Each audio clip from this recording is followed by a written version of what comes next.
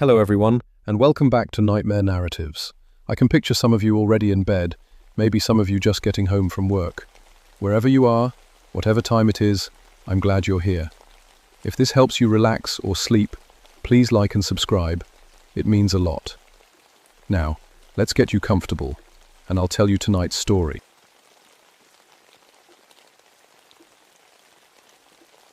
My name is Jeremiah Blackthorne, and I've been a park ranger in Shenandoah National Park for 17 years. I'm telling you this story because I need you to understand something important about the mountains. They're not just pretty rocks and trees like the tourists think. There are places up here where things live that shouldn't exist, and Devil's Backbone Ridge is one of them. I was born in these mountains, same as my daddy and his daddy before him. My father worked the coal mines until a cave-in took my younger brother Tommy when I was 26. That's when I decided I'd rather spend my life helping people get out of dark places instead of going into them. Funny how things work out. By October of 1962, I knew every trail, every creek, and every cave entrance in my section of the park. I'd mapped over 200 caves in the limestone ridge country, some going down 40 miles or more. The old-timers called it Devil's Backbone because the jagged rocks looked like a giant spine sticking up from the earth. My grandmother used to tell stories about empty people who lived in the deep caves, folks who'd traded their souls for something dark. I always figured it was just mountain talk. That was before I met them. It started on a cold Tuesday morning in late October. The frost warnings had been coming in all week, and fog rolled through the valleys like smoke. I was drinking coffee at the ranger station when the call came in. 3 college kids from Virginia Tech had gone spelunking in a newly discovered cave system near the backbone. They were supposed to check in by radio every 4 hours. It had been 12. The missing spelunkers were experienced cavers, not weekend tourists. That worried me more than if they'd been beginners. Smart people don't just vanish in caves, they know how to navigate. But caves don't care how smart you are. One wrong step, one loose rock, and you're just another body waiting to be found. I loaded my gear into the truck: rope, carbide lamps, first aid kit, and enough food for 2 days. The cave they'd been exploring was 15 miles from the nearest road, deep in the back country where radio signals died and cell phones were useless. If something had gone wrong, we'd be on our own until we could hike back for help. The drive up the mountain road took 45 minutes, winding through forests so thick the morning sun barely touched the ground. I'd made this trip dozens of times for rescues, but something felt different that day. The woods were too quiet. No bird songs, no squirrel chatter, just the rumble of my truck engine and the crunch of leaves under the tires. I parked at the trailhead and shouldered my pack. The hike to the cave entrance would take 2 hours through rough country. As I walked, I noticed things that made my skin crawl. No animal tracks in the mud.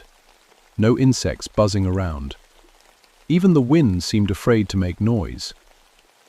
The cave entrance sat in a natural amphitheater of limestone cliffs, a dark mouth about 6 feet high and 10 feet wide. I'd been here 3 times before to map the initial passages. It was a typical Appalachian cave. Lots of narrow squeezes leading to larger chambers, underground streams, and passages that went deeper than anyone had fully explored.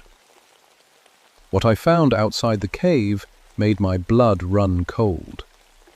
The missing students' gear was arranged in a perfect circle near the entrance, not scattered like you'd expect from people in a hurry or panic, not piled up like they'd stopped for lunch. Arranged. 3 backpacks, 3 helmets, 3 coils of rope, all placed exactly the same distance apart, like someone had used a compass to measure. I called out their names. "Sarah! Mike! David!" My voice echoed into the darkness, but nothing came back, not even the usual sounds caves make: dripping water, wind through passages, the flutter of bat wings. Just silence so complete it made my ears ring. That's when I should have hiked back for help. Should have called in a full rescue team with better equipment and more people. But 17 years of cave rescues had taught me that time was everything underground. Every hour those kids were missing, their chances got worse. I lit my carbide lamp and checked my rope. The flame burned steady and bright in the still air. At least the cave wasn't filling with bad gas. I tied off my safety line and started into the darkness, following the chalk marks the students had left on the walls to mark their path. Had no idea I was walking into hell. Others in the region, a narrow passage that opened into a larger chamber after about 50 feet. The students' chalk marks were clear and regular, showing they'd followed proper caving procedure. But as I went deeper, I noticed something wrong with my equipment.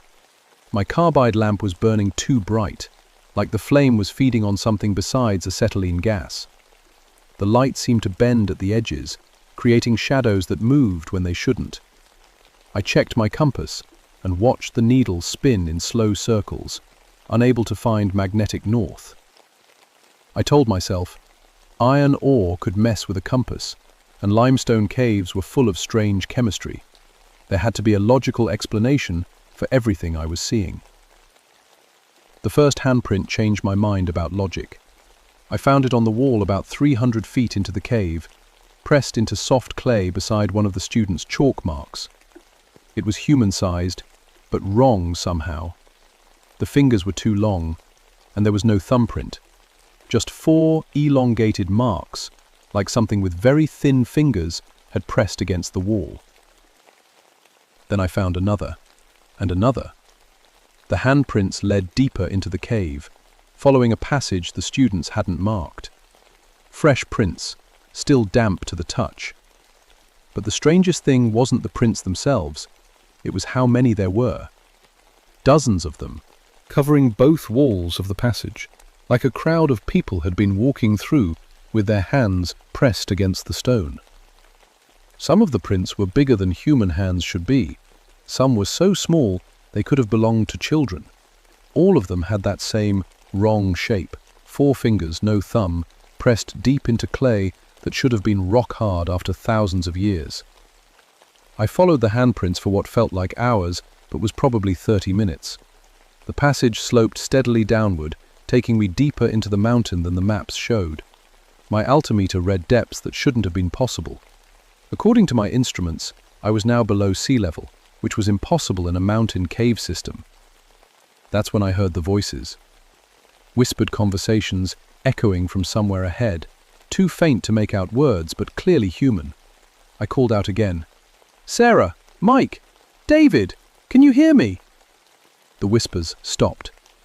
Bandwidth, the silence that followed, was worse than the sounds. It felt like the mountain itself was holding its breath, waiting to see what I'd do next. I pressed forward, my lamp flame flickering in air that had suddenly turned ice cold. The temperature drop hit me like a physical blow.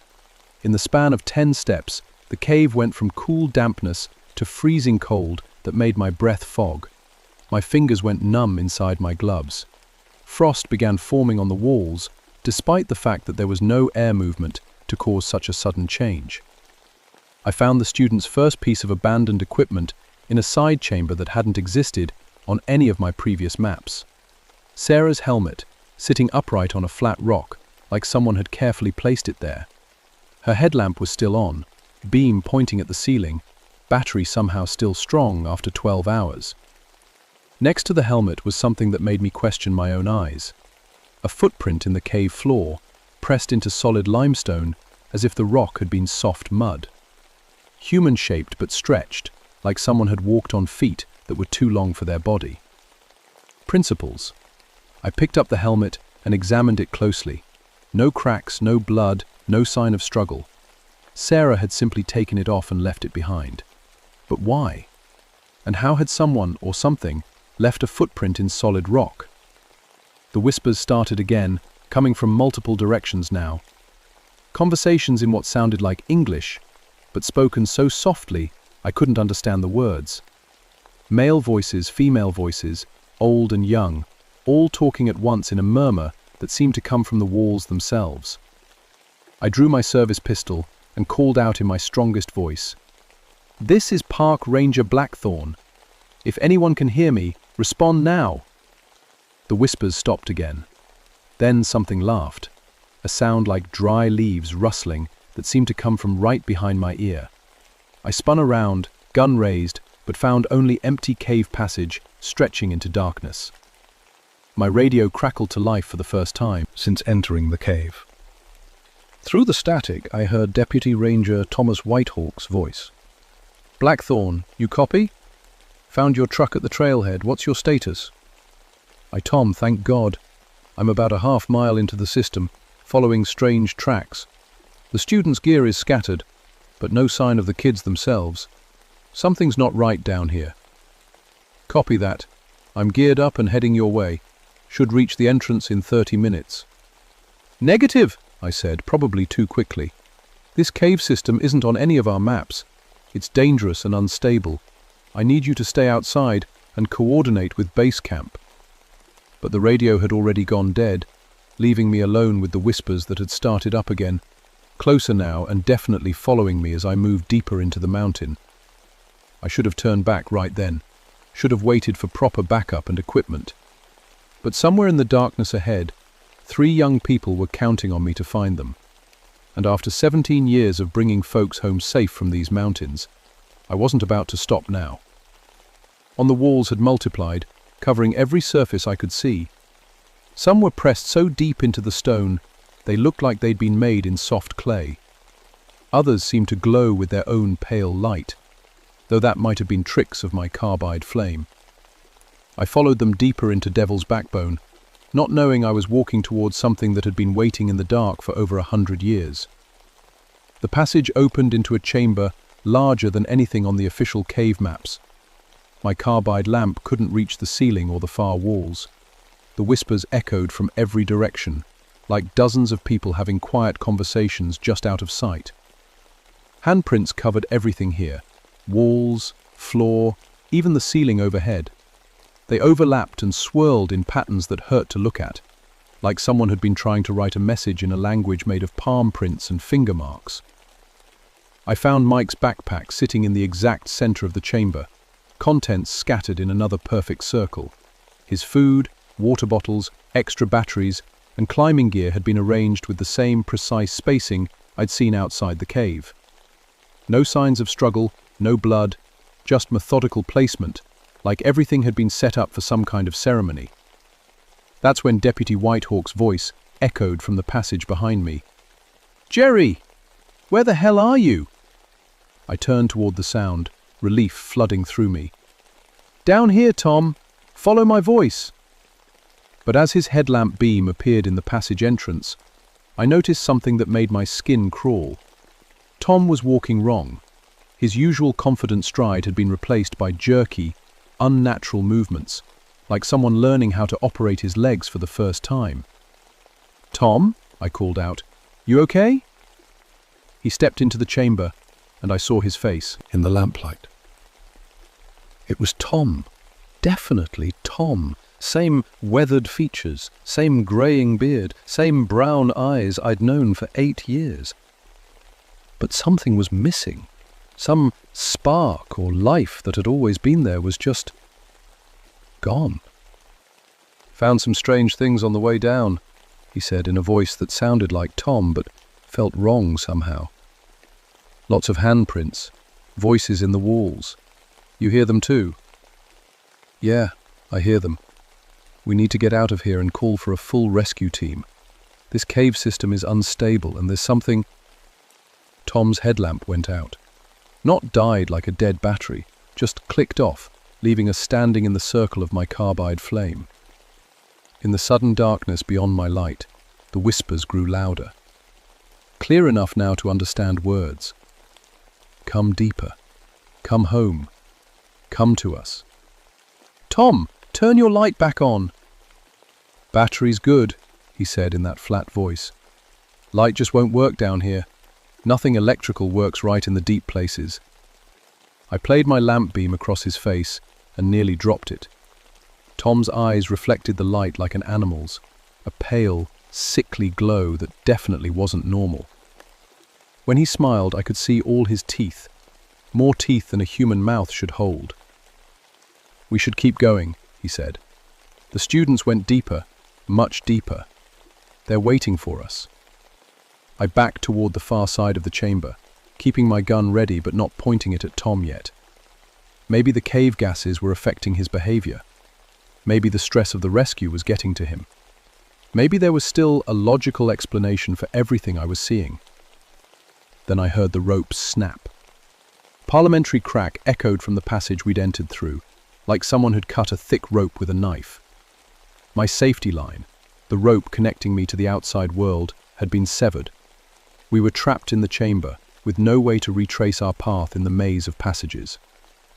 "Funny thing about these old caves," Tom said, still smiling that too wide smile. "Sometimes they don't want you to leave. Sometimes they need you to stay." Berkshire around us grew into clear voices now, dozens of them speaking in perfect unison. "Join us. Stay with us. Become empty like us." I raised my pistol and pointed it at Tom, or the thing wearing Tom's face.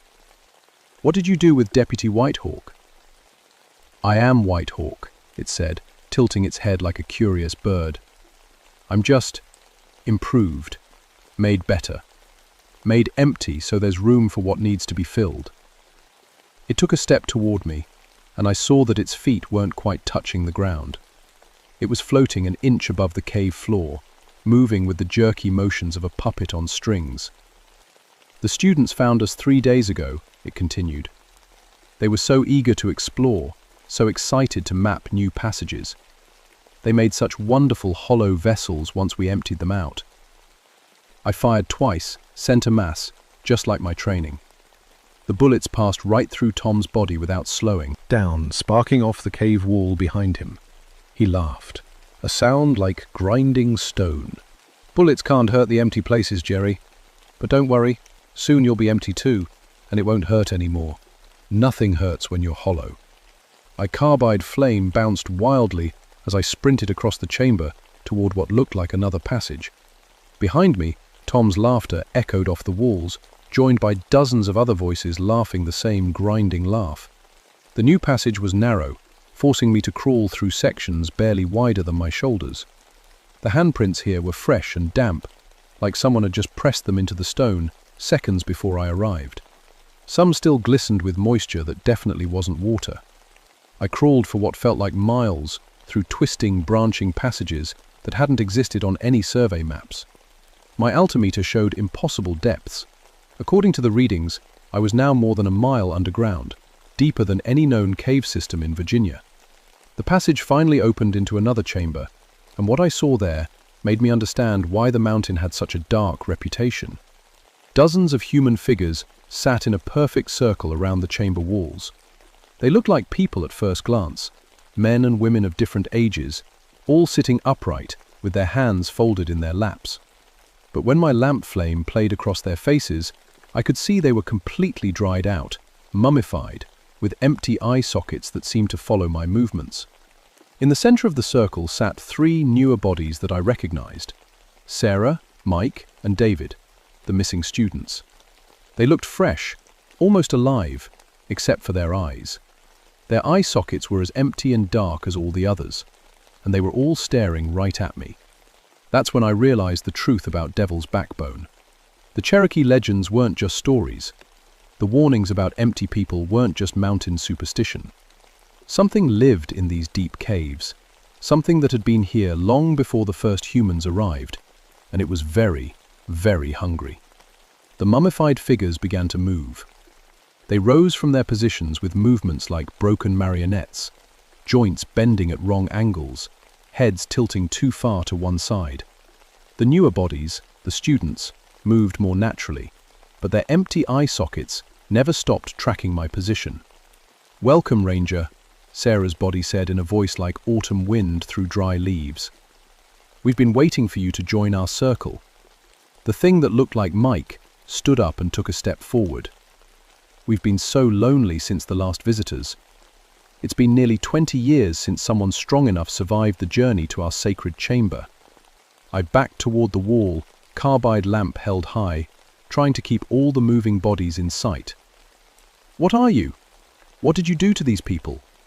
"We are the Hollow Men," the Sarah thing replied. "We were soldiers once during your Civil War. Confederate deserters who fled into these caves to escape the fighting. We found something old here, something that offered us eternal life in exchange for our souls." The David thing smiled with too many teeth. "We became empty vessels, and in return, we never age, never die, never feel pain or fear or sadness. But the emptiness needs to be fed. We need fresh souls to sustain us." More figures were moving now, the older mummified bodies creaking like old leather as they stepped away from the walls. I counted at least 40 of them, maybe 50, all moving in my direction with that same puppet-like gait. "You will join us willingly," Mike's voice continued, "or we will take what we need by force. Either way, your essence will feed our emptiness for years to come." I raised my pistol again, knowing it was useless but needing to do something. "Stay back! I'm warning you!" The closest figure, an ancient dried-out man in the rotting remains of a Confederate uniform, reached out toward me. His fingers were impossibly long, with black nails that looked more like claws. When his hand touched my arm, cold shot through my body like I'd been dunked in ice water. Instantly, I felt something draining out of me. Not blood or breath, but something deeper. Memories started getting fuzzy around the edges. My brother Tommy's face became harder to remember. The warmth I felt when I thought about my late wife started to fade. I jerked away and stumbled backward, but there were more of them behind me now. Cold hands grabbed at my arms, my legs, my neck. Each touch drained a little more life, a little more of what made me human. That's when I remembered my father's stories about working in the coal mines. How they'd use carbide lamps, not just for light, but for protection against the things that lived in the deepest tunnels. How open flame was the only thing that could drive back the creatures that fed on human souls. I yanked the carbide lamp off my helmet and held it like a weapon. The flame burned brighter than it should have, casting dancing shadows on the chamber walls. The Hollow Men pulled back, hissing like angry cats. "Fire," I whispered, then louder, "You're afraid of fire." The Confederate soldier who'd touched me smiled with a mouth full of broken teeth. "Clever boy, but one small flame won't save you from all of us." He was right. There were too many of them, and my lamp wouldn't burn forever. The carbide mixture would last maybe 2 more hours if I was lucky. But it was something, and right now, something was better than nothing. I swung the lamp in a wide arc, keeping the creatures at bay while I tried to think of a way out. The chamber had multiple passages leading away from it, but I had no idea which ones led back toward the surface and which led deeper into the mountain. Then I heard a sound that gave me hope: running water and air. Flow often meant connections to the surface. I followed the sound to a narrow passage on the far side of the chamber, fighting my way through grasping hands and snapping teeth, using the lamp flame to clear a path. The hollow puppet master movements becoming more coordinated. The newer ones, the students, were quickest, their bodies still fresh enough for smooth motion. Blazing into the passage, just as Sarah's reanimated corpse lunged for my legs. I kicked backward and felt my boot connect with something that crunched like dry twigs. Her scream echoed behind me, a sound like metal scraping on stone. The passage was tight, barely wide enough for my shoulders, but I could hear running water getting louder ahead. I crawled frantically through the limestone tunnel, my lamp flame creating wild shadows that danced across the walls. Behind me, the Hollow Men were trying to follow, but the narrow passage slowed them down. I could hear them scraping against the rocks, their dried-out bodies breaking apart as they forced themselves through spaces too small for their ancient frames. The passage opened into a natural chimney, a vertical shaft that stretched up into darkness. An underground waterfall cascaded down one side, disappearing into cracks at the bottom. But most importantly, I could feel fresh air flowing down from somewhere high above. I clipped my rope to a rock formation and started climbing. using the techniques my father had taught me in the coal mines. Hand over hand, feet braced against the opposite wall, working my way up toward whatever lay at the top of the shaft. Below me, the hollow men emerged from the passage and began climbing too, their inhuman strength allowing them to scale the vertical walls like spiders. But they were still afraid of the flame, and I kept the lamp burning bright as I climbed. My muscles screamed with exhaustion by the time I reached the top of the shaft, maybe 100 feet up. I hauled myself over the edge and found myself in another cave chamber, this one with multiple cracks in the ceiling that let in thin beams of actual sunlight. I was almost to the surface, but as I stumbled toward the largest crack, hoping to squeeze through to the outside world, I heard Tom Whitehawk's voice behind me. "Going somewhere, Jerry?" I turned to see the thing wearing my partner's face emerging from the shaft, moving with that same wrong, floating motion. Behind it came the others, dozens of empty-eyed figures climbing out of the darkness like some horrible parade. "You can't escape us," Tom said. "We know every passage, every chamber, every way in and out of these mountains. You belong to us now." I looked at the crack in the ceiling. It was maybe 3 feet wide and 20 feet up, too high to reach, too narrow to climb safely. But it was the only way out, the only chance I had to see the sun again. A decision that would haunt me for the rest of my life. I unscrewed the carbide tank from my helmet lamp and threw it as hard as I could at the wall of the chamber. The tank exploded in a ball of flame that lit up the entire cave like daylight. The hollow men screamed in unison, their voices combining into a wail that seemed to shake the mountain itself. The explosion triggered something in the cave structure.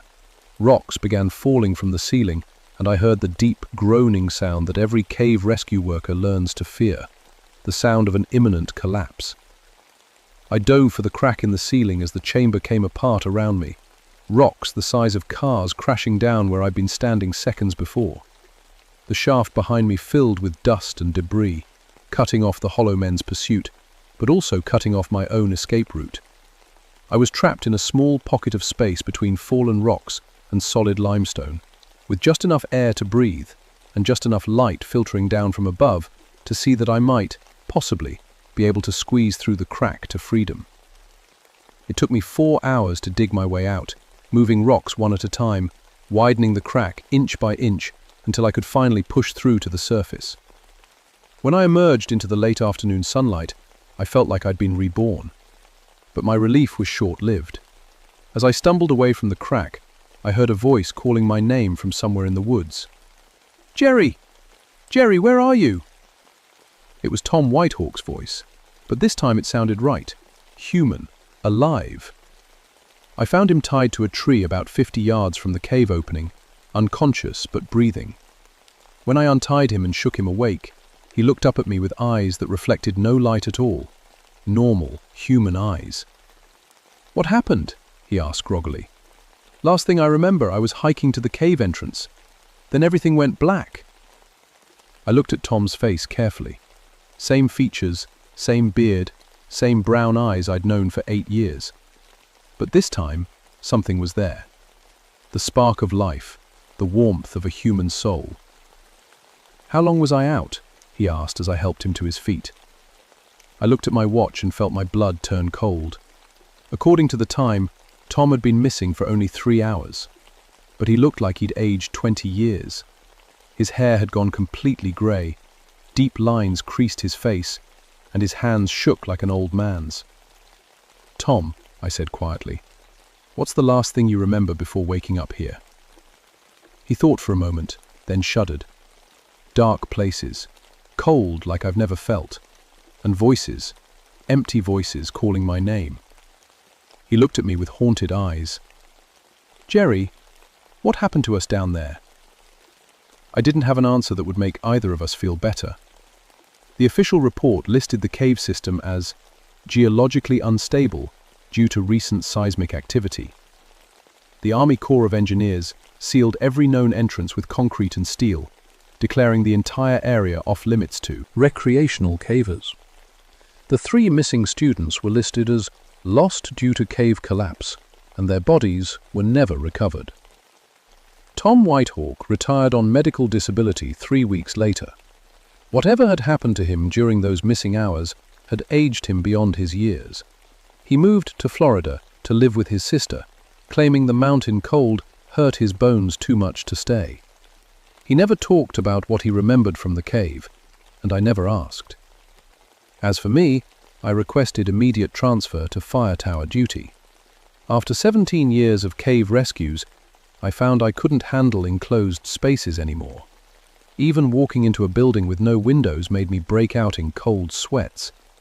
The official term was severe claustrophobia, brought on by traumatic stress. The real reason was simpler. I'd seen what lived in the deep, dark places, and I never wanted to meet them again. Butterflies. But the story doesn't end with sealed caves and early retirements. 6 months after Devil's Backbone was closed, I started getting reports of similar handprints showing up in other cave systems throughout the Appalachians. Always the same pattern. 4 elongated fingers, no thumb, pressed deep into stone that should have been rock hard. Always accompanied by stories of missing cavers and voices whispering in empty passages. Michelle men weren't confined to one cave system. They were spread throughout the old mountains, anywhere humans had gone deep enough and desperate enough to make bargains with things that should have stayed buried. With the Park Service documenting these incidents, creating an unofficial database of dangerous cave systems that I passed along to my replacement. Not the official reasons for their danger, gas pockets, unstable geology, flash flood risk, but the real reasons. The ones that would get me laughed out of any serious scientific discussion. Some places in these mountains aren't meant for human exploration. Some caves lead to more than just underground rivers and limestone formations. And sometimes, when people go missing in the deep dark, it's not because they fell down a shaft or got lost in unmapped passages. Sometimes, they just became empty. I retired in 1978 and moved to a small cabin outside Charlottesville, far from any cave systems. But even now, 43 years later, I still wake up some nights hearing whispers in the walls, still find myself checking my carbide lamp before bed, making sure the flame burns bright enough to keep the darkness at bay. If you're reading this, if you're the kind of person who likes to explore wild places and push boundaries, let me give you one piece of advice. Respect the mountains. Respect the deep places. And if you ever find yourself in a cave system where the handprints on the walls don't look quite human, where the whispers seem to be calling your name, where your equipment stops working and the silence gets so thick you can taste it, prescribe. Turn around. Walk away. Don't look back. Because some emptiness, once you fall into it, you can never climb back out. And Devil's Backbone is still out there, somewhere beneath those sealed concrete plugs, waiting for someone curious enough or foolish enough to find another way in. The hollow men have all the time in the world. They're very patient. And they're always hungry.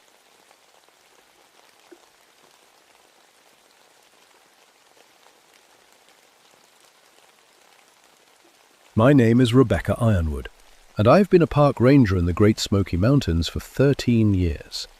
People ask me why I chose this job, especially being the first woman ranger in the Copper Mountain district. The truth is, I love these mountains.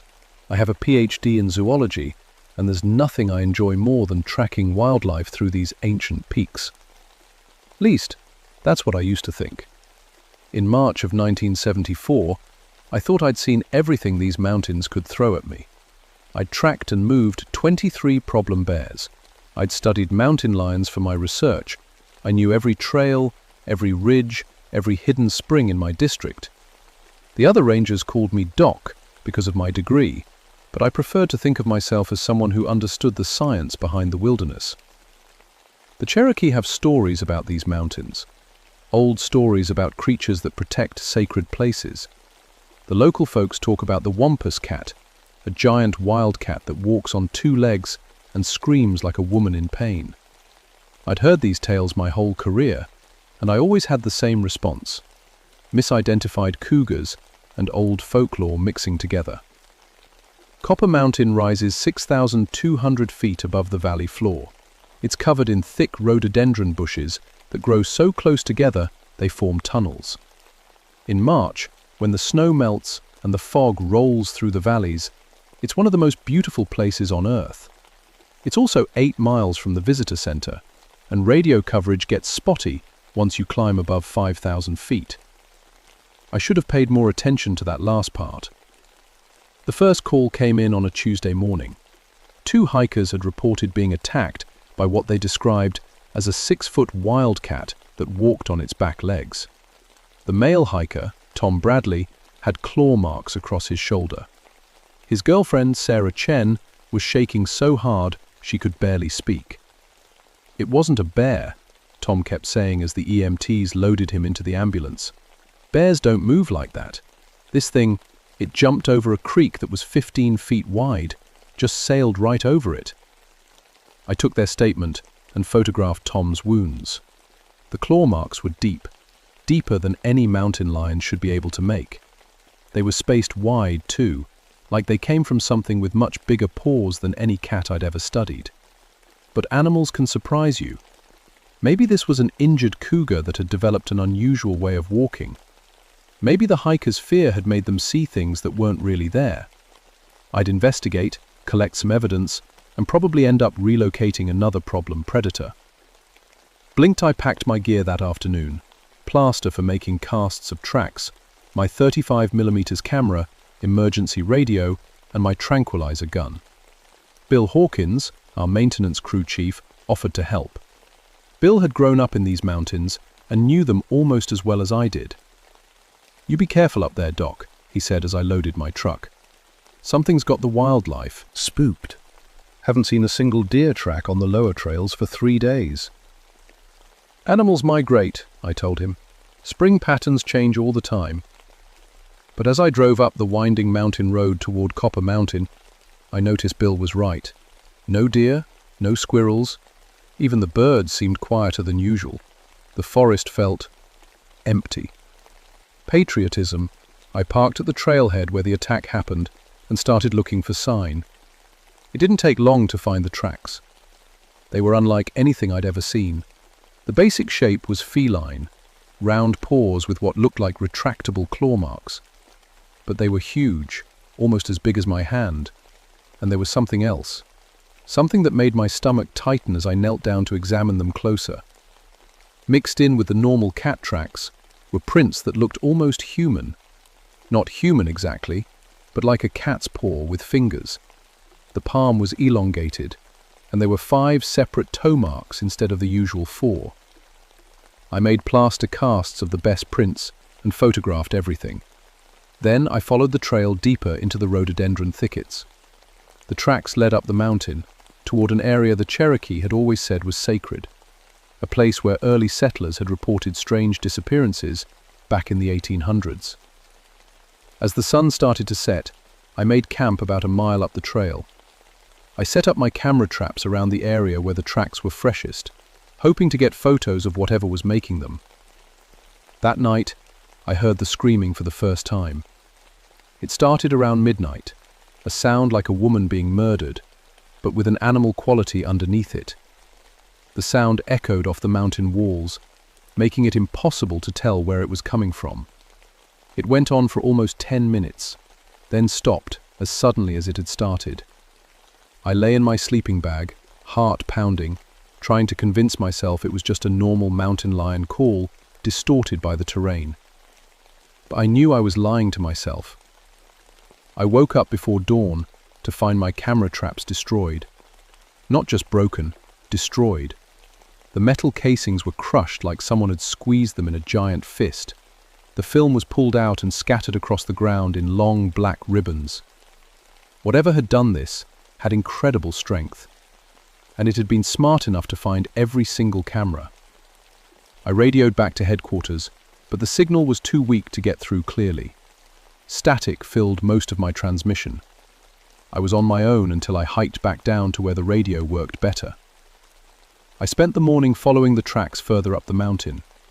They led to a grove of old oak trees that must have been growing there for hundreds of years.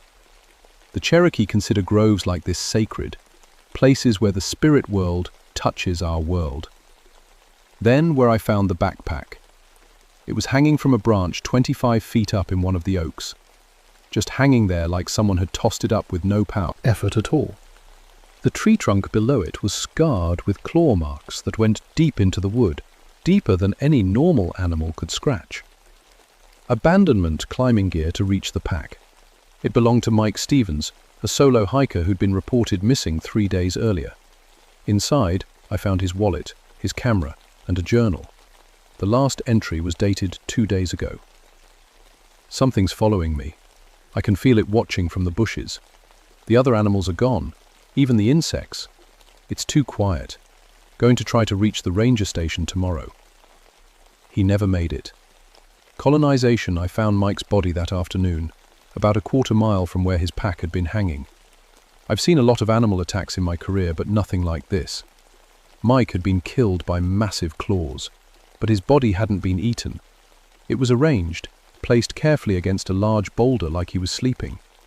Whatever killed him wanted him to be found. I radioed for backup and a body recovery team, but I was told it would be morning before anyone could reach me. The spring thaw had made the roads muddy, and they couldn't risk getting a vehicle stuck in the dark. Confiscated, I made camp near Mike's body, following proper procedure. In cases like this, you don't leave the scene unguarded. But as darkness fell, I started to question that decision. The screaming started again around 9 o'clock. This time it was closer, and it wasn't just screaming. There were other sounds mixed in, sounds that almost sounded like words, but in a language I didn't understand. I built up my campfire and kept my tranquilizer gun ready. The fire seemed to keep whatever was out there at a distance, but I could see eyes reflecting the firelight from the darkness beyond the trees. Yellow eyes, set much higher off the ground than any mountain lions should be. Around midnight, I heard branches breaking in the rhododendron thicket behind me. Something big was moving through the dense bushes, circling my camp. The footsteps were wrong. Sometimes they sounded like a four-legged animal, sometimes like something walking on 2 legs. I called out, hoping it might be another hiker. "Hello, is someone there?" Footsteps stopped. Then something answered me. It wasn't human speech, but it wasn't animal either. It sounded like a voice trying to form words, but not quite managing it, like someone who'd forgotten how to talk. "Go away." The voice was deep and raspy, with a growling undertone that made my skin crawl. It came from about 10 feet outside the circle of my firelight. "Who are you?" I called back, trying to keep my voice steady. "This place is sacred." I could see a shape moving in the darkness beyond my fire. Something large and low to the ground, but wrong somehow. Too big to be a mountain lion, moving in a way that didn't match any animal I knew. I reached for my radio but remembered it wouldn't work up here. I was completely alone with something that could talk but wasn't human. The shape moved closer, just to the edge of where my firelight ended. I got a glimpse of yellow eyes and dark fur before it stepped back into the shadows. "Leave. Now. Or die. Like others." Sentenced. Then it was gone. The footsteps faded into the distance, and I was left alone with the crackling fire and my racing heart. I didn't sleep that night. I just fed the fire and watched the darkness until dawn came and the rescue team arrived. The official report listed Mike Stevens' death as a mountain lion attack. The Park Service didn't want to start a panic about some unknown predator, so they temporarily closed the Copper Mountain trails and sent me back up with a team to locate and relocate the problem animal. Bill Hawkins volunteered to come with me, along with 2 other rangers and a wildlife specialist from the state. We set up base camp at the grove where I'd found the backpack, planning to track the animal systematically. "Doc, you look like you haven't slept in a week," Bill said as we made camp. You sure you're okay to be up here?" I hadn't told anyone about the voice. Who would believe me? Instead, I focused on the physical evidence, the tracks, the claw marks, the impossible strength it would take to hang a backpack 25 feet up a tree. "Just want to catch this thing before someone else gets hurt," I told him. We set up a grid search pattern and started tracking. The signs were everywhere once you knew what to look for. Claw marks on trees, tracks in the muddy areas, and that same wrongness in the forest. No birds, no small animals, like every living thing was hiding. On our second day, we found more evidence. A deer carcass hanging from another tree, this one 30 feet up. The deer hadn't been killed for food. It was a message. A warning that we were in something's territory. That's when state wildlife specialist Dr. Martinez started talking about tranquilizer protocols.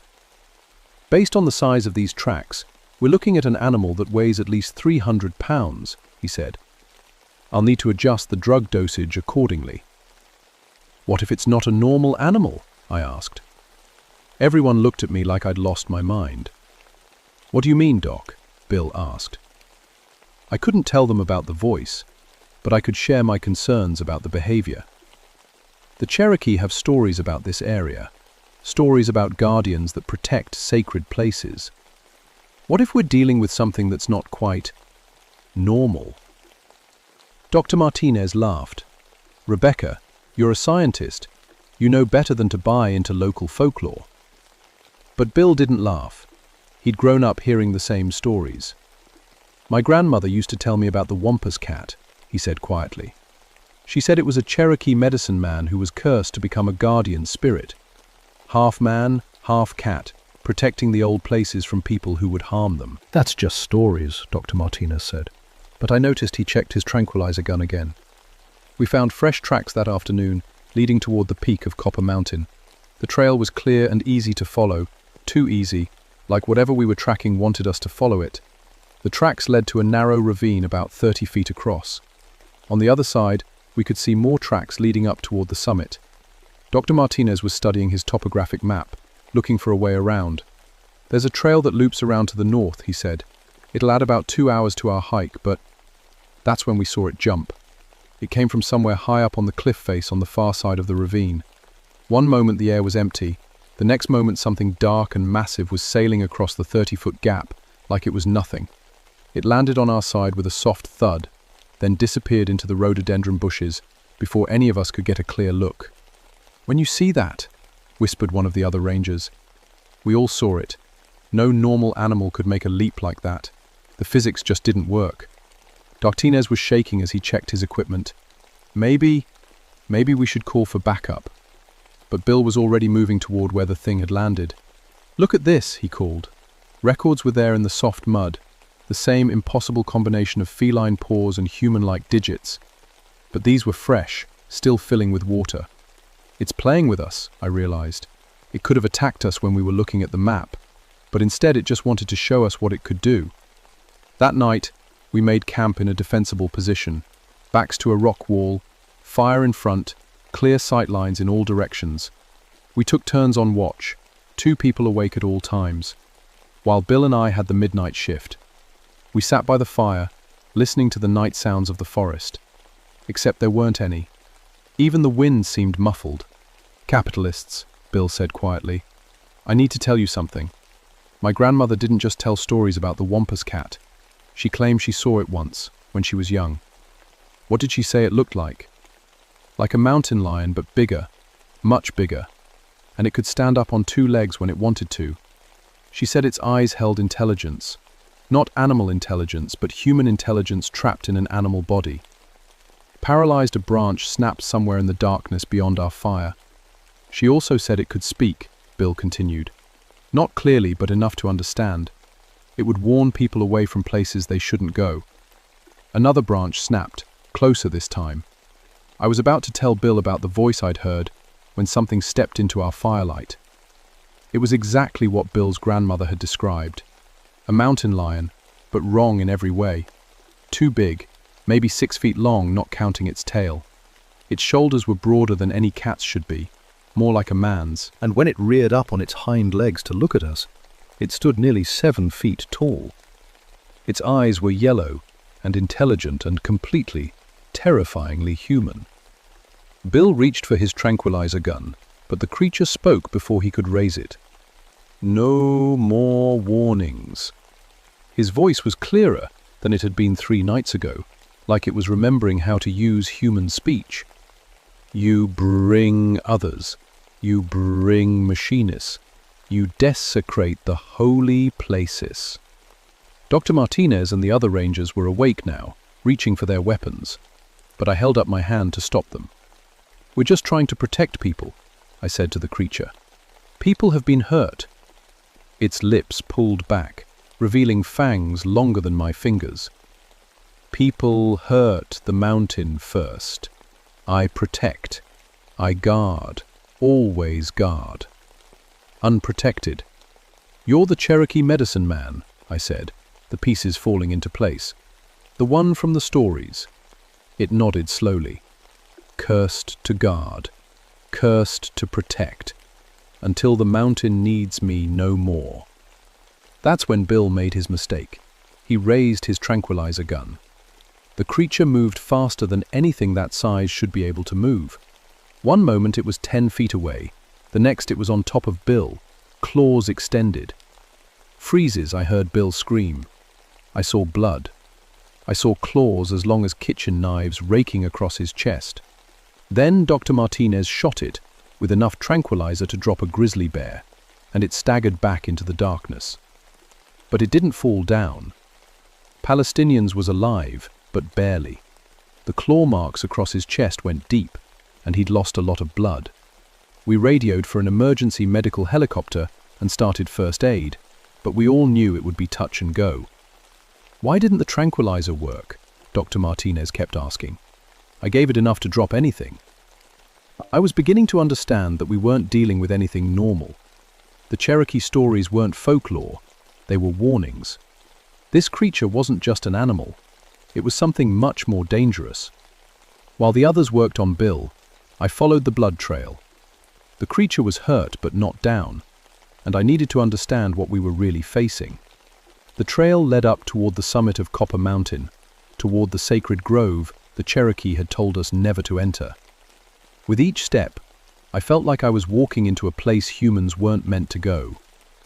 Behind the creature in ancient Cherokee symbols were carved into the rocks around the edges, symbols I recognized from my research as protective wards. The creature was lying beside a small spring, licking its wounds. When it saw me, it raised its head but didn't attack.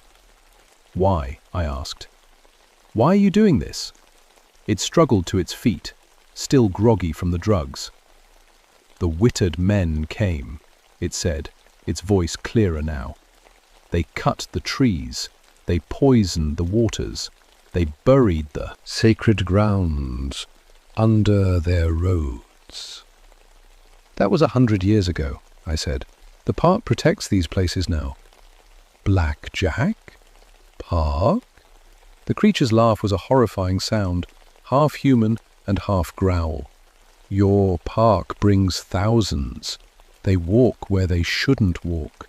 They take what is not theirs. I looked around the clearing and saw what it meant.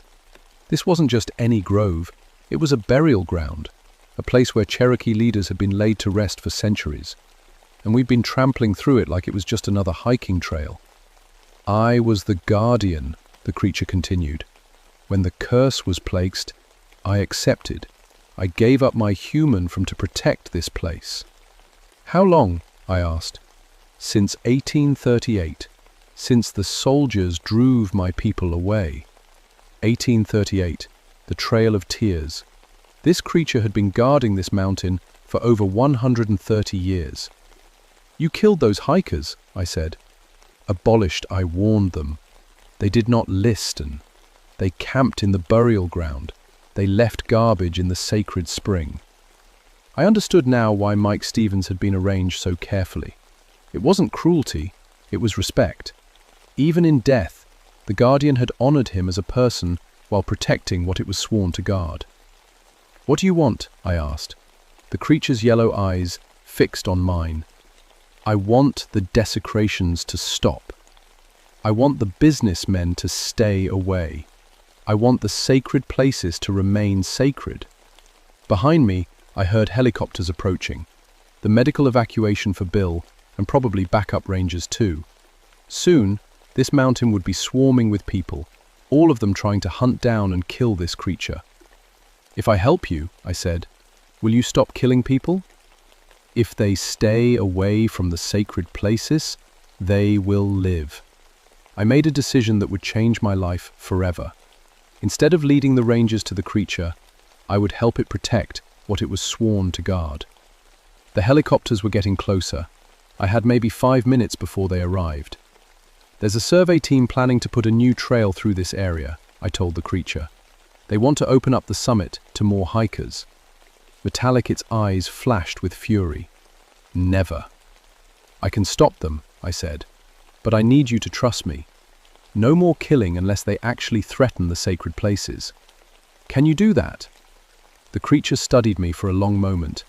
Then it nodded slowly. "But if they come here with their machinists, if they dig up the bonus of my ancestors—" "They won't," I promised. "I'll make sure they won't." The helicopters were overhead now, looking for a place to land. I had to get back to camp before they sent people looking for me. "There's one more thing," the creature said as I turned to leave. "You have seen me. You have spoken with me. The curse touches you now." "What does that mean?" "It means you will guard this place too. Not as I guard it, but as your kind can guard it. With laws, with words, with truth." Tentative, I felt something change inside me as it spoke. A sense of responsibility I'd never felt before. This mountain, these sacred places, they were mine to protect now too. Bill survived his injuries, but the nerve damage meant he could never do field work again. They transferred him to a desk job at park headquarters, and he never talked about what happened on Copper Mountain. Dr. Martinez filed a report about an unusually large and aggressive mountain lion that had demonstrated abnormal intelligence and territorial behavior. He recommended that the area be permanently closed to hiking. Kennedy, I filed a different report. Affordability, the Cherokee burial ground. I researched the historical significance of the area and its protection under federal laws governing Native American sacred sites. I wrote up a case for declaring the entire summit of Copper Mountain off-limits to development. When the survey team came to plan the new trail, they found their equipment vandalized every morning. Their surveying stakes were pulled up and thrown into the ravine. Their maps were shredded. After 3 weeks of this, they gave up and recommended against the trail expansion. The official reason given for closing the Copper Mountain summit was unstable wildlife habitat and significant archaeological resources. No one questioned it. I became an advocate for protecting Native American sacred sites throughout the park system. I worked with Cherokee tribal leaders to identify other locations that needed special protection. I learned that there were stories like the one I'd experienced all through these mountains. Guardians who still watched over the old places. Sometimes, on quiet nights in the ranger station, I get reports from other districts. Rangers who've seen things that don't quite fit in their official reports. Creatures that are too intelligent to be normal animals. Voices speaking from the darkness in languages that sound almost human, but not quite. I tell them to be respectful. I tell them to listen to the local stories. And I tell them that sometimes the best way to protect people is to protect the places that were sacred long before we got here. The Wampus cat still guards Copper Mountain. Hikers sometimes report seeing yellow eyes watching them from the tree line, but only when they venture too close to areas they shouldn't be. As long as people respect the boundaries, they're safe. Imprisoned. I've seen it 3 more times over the years. Always from a distance. Always when I'm checking to make sure the protective measures are still in place. It nods to me when it sees me, and I nod back. We're both guardians now. We're both protecting the same thing. The pointed, fections, The Cherokee were right about one thing. Some places are too sacred to be treated like tourist destinations. Some places need to be guarded, whether by ancient curses or modern laws. And sometimes, if you're very unlucky or very foolish, you might hear the screaming echoing off the mountain walls at night. The sound of something that was once human, calling out a warning that goes back more than a century. Lunches. Listen to it. Extra around. Buffering. Go back the way you came, because some mountains hold secrets that are meant to stay hidden, and some guardians will do whatever it takes to keep them safe. My name is Rebecca Ironwood, and I've spent 27 years protecting these mountains, but I'm not the only one watching over them, and you should be afraid of.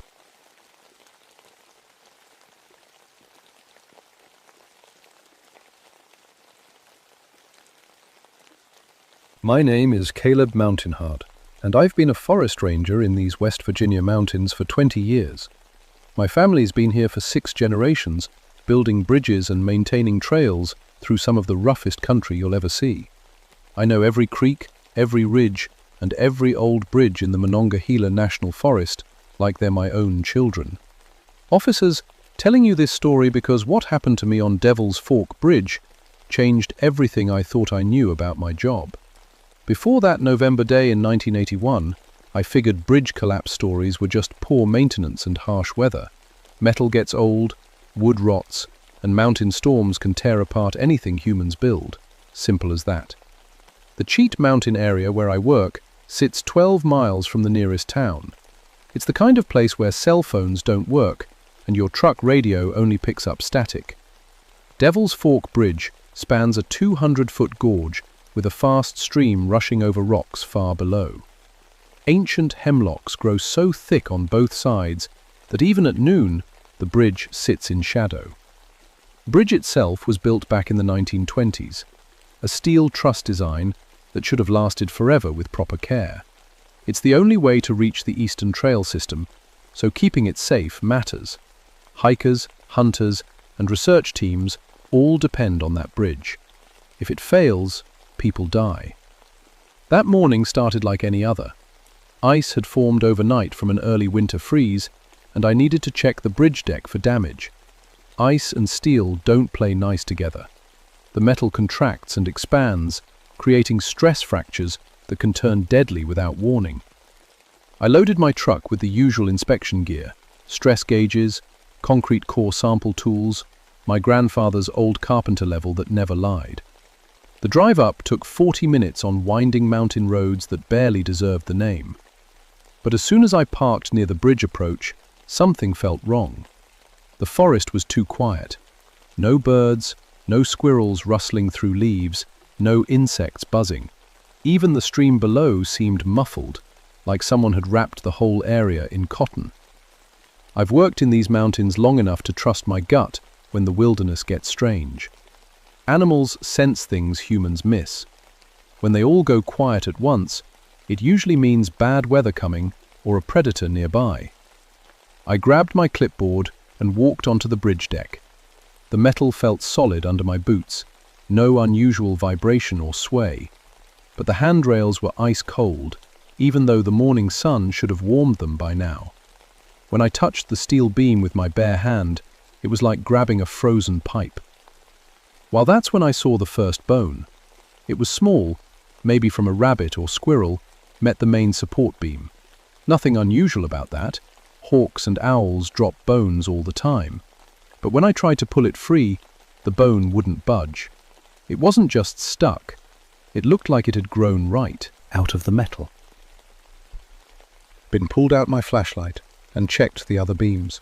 More bones, all different sizes, all somehow fused into the bridge structure. Some looked fresh, others old and yellowed. A few were clearly too big to come from small forest animals. My hands started shaking, and not from the cold. In 20 years of bridge maintenance, I'd never seen anything like this. Bridges don't grow bones. Metal doesn't fuse with animal remains. There had to be a logical explanation. Coyotes had been using the bridge to feed, dropping scraps that somehow got caught in the structural joints. Mountain winters can preserve bones for years. The fusing effect might just be ice and corrosion making things stick together. That's what I told myself anyway. I spent 2 hours documenting everything, taking photos and measurements. The bones appeared randomly throughout the bridge structure.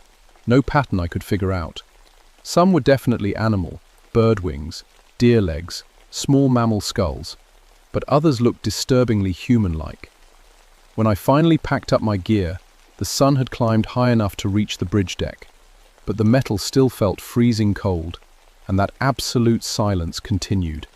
Even my truck engine sounded wrong, like the noise was being swallowed up before it could echo off the gorge walls. Divisional back to the ranger station, I couldn't shake the feeling that something was watching me leave. Every time I checked my rearview mirror, the bridge looked normal, just old steel and shadows. But that wrongness stayed with me all day, like a splinter working its way deeper under my skin. 3 days later, I came back with County Engineer Patricia Millstone. Pat had worked with me on dozens of bridge inspections over the years. She was smart, thorough, and wouldn't put up with any nonsense about strange feelings or animal bones. "Probably just predator feeding patterns," she said as we unloaded testing equipment from her truck. "Hawks and owls use bridges as perches. Bones fall into crevices and get stuck." While I wanted to believe her, but the silence hit us again as soon as we stepped onto the bridge approach. Pat noticed it too, though she didn't say anything. "Let's start with load testing," she said, setting up her electronic stress gauge. "Check the bearing points and measure fatigue fractures."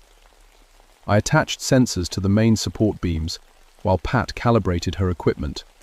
The metal felt even colder than before, cold enough that our breath fogged when we touched the steel. My tools kept slipping from my numb fingers.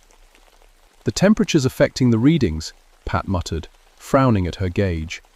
"Metal shouldn't be this cold with direct sunlight."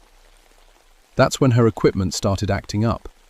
The stress gauge kept resetting itself, showing impossible readings. My compass spun randomly. The metal detector I'd brought went crazy, beeping and clicking like it had found buried treasure in every direction. "Magnetic interference," Pat said, but her voice sounded uncertain. "Maybe underground mineral deposits affecting our instruments." I found the human bone. It was wedged deep into a joint where 2 main support beams connected. Not a small fragment this time, but most of a human thigh bone. A femur, yellowed with age but perfectly preserved. And just like the animal bones, it looked like it had been there when the bridge was built. "That's impossible," Pat said when I showed her. She examined the bone carefully, running her hands along where it connected to the steel. This joint was welded solid in the 1920s. Nothing could have been added later, before the human leg bone fused into the bridge structure, like it had been mixed right into the construction process. Pat tried to photograph the bone, but her camera wouldn't work properly. Every picture came out blurry or completely black, even in bright daylight. My backup camera did the same thing. "Equipment failure," she said, but I could hear the worry in her voice. "We'll document everything by hand and come back with different gear." We spent another hour testing the bridge, but our instruments kept malfunctioning. Temperature sensors showed readings 30 degrees below actual air temperature. Metal detectors went off constantly. Even our simple tools felt wrong. Screwdrivers became magnetized. Hammers felt too heavy or too light. Around noon, the bridge started making noise. It began as tiny creaking sounds, like old wood settling. But the bridge was steel and concrete, and there was no wind. The sounds got louder, groaning, squealing, metal rubbing against metal. The whole structure started swaying slightly, even though we were standing perfectly still. "Wind shear from the gorge," Pat said, but she was gripping the handrail tight enough to turn her knuckles white. Back and forth, side to side, like something invisible was shaking the bridge from underneath. Our equipment rattled and clanged. My clipboard fell through a gap in the deck that hadn't been there minutes before. Pat screamed. I turned just in time to see her foot disappear through what looked like solid bridge decking. 1 second she was standing on steel grating, the next her leg was sinking into the metal like it was quicksand. I grabbed her arms and pulled hard. Her leg came free, but she was hurt. Her ankle twisted at a bad angle, blood soaking through torn pants where the metal had scraped her skin. "The bridge deck was solid," she gasped, staring at the spot where her foot had gone through. I checked it myself. Steel grating doesn't just turn into holes. But when we looked, the deck was perfect again. Solid steel, no gaps, no damage, like nothing had happened at all. I helped Pat back to the trucks, my heart hammering so hard I thought it might burst. Her ankle was definitely broken, maybe worse. As we drove away, I kept checking my mirrors. The bridge looked normal in the distance, just old steel spanning a mountain gorge. But I knew we'd crossed a line into something that couldn't be explained by equipment failure or electromagnetic interference. Something was wrong with that bridge, wrong in ways that made my 20 years of mountain experience feel worthless. Pat went to the hospital, and I went home to think about human bones fused into steel beams and bridge decks that turned solid and liquid without warning. That night, I started researching the construction history of Devil's Fork Bridge. What I found made everything much worse. The records were buried in county archives dating back to 1921. Construction of Devil's Fork Bridge had been rushed, completed in just 4 months during a harsh winter. The original contractor was a company called Mountainside Construction, owned by a man named Ernest Blackwood. Freezes had died during construction. Falls, they said. Accidents caused by dangerous winter conditions and pressure to finish quickly. But what really caught my attention was the location. The bridge was built directly over a mass grave from the 1918 flu epidemic. Over 200 people had been buried there in a hurry when the local cemetery ran out of space. Families were dying faster than proper graves could be dug. The construction records mentioned local materials and cost-saving aggregate. In construction terms, aggregate meant sand, gravel, and crushed stone mixed into concrete. But what if desperate contractors had used other things as filler? Things that were already buried in the ground right where they were building. I drove back to the bridge the next morning, bringing a concrete core sample drill and my grandfather's old geology hammer. If human remains had been mixed into the bridge construction, I'd find evidence. The silence hit me before I even got out of my truck. Deeper than before, like the whole forest was holding its breath. No wind, no birds, no sound except my boots on gravel.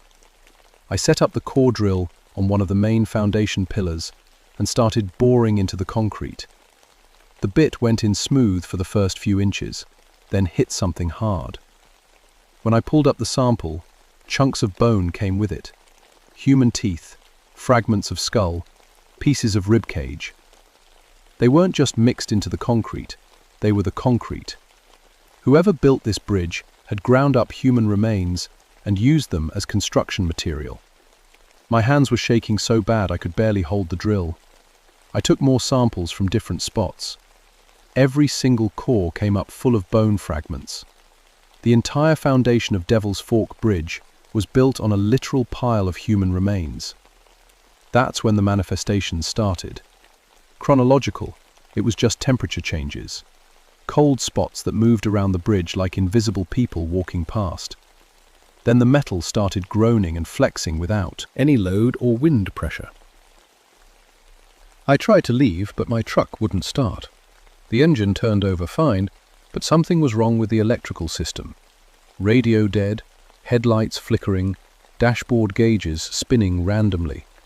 I was stuck on a bridge built from human bones with something that didn't want me to leave.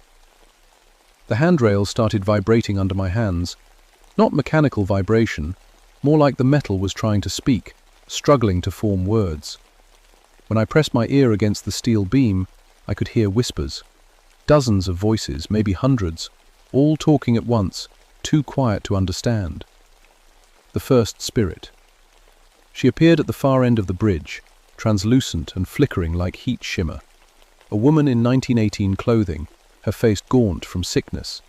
She was pointing at the bridge foundations and moving her mouth like she was shouting, but no sound reached me. More spirits appeared, Men, women, children, all from the flu epidemic era.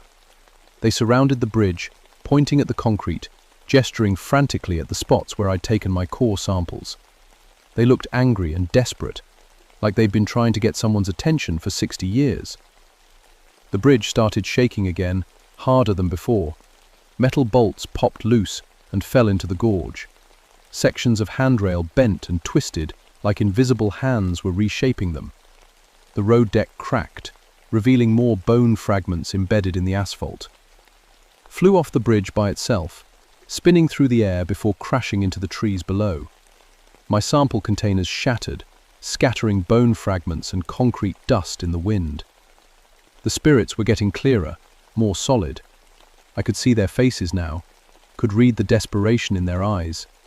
They'd been buried in a mass grave during the worst epidemic in modern history.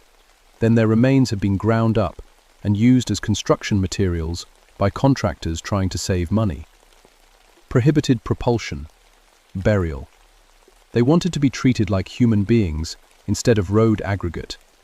But they also wanted revenge on anyone who'd benefited from their desecration.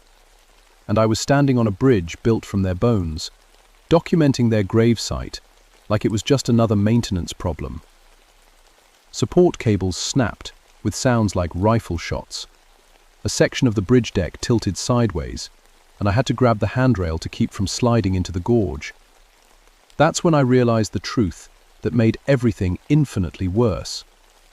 This wasn't the only bridge Blackwood's company had built.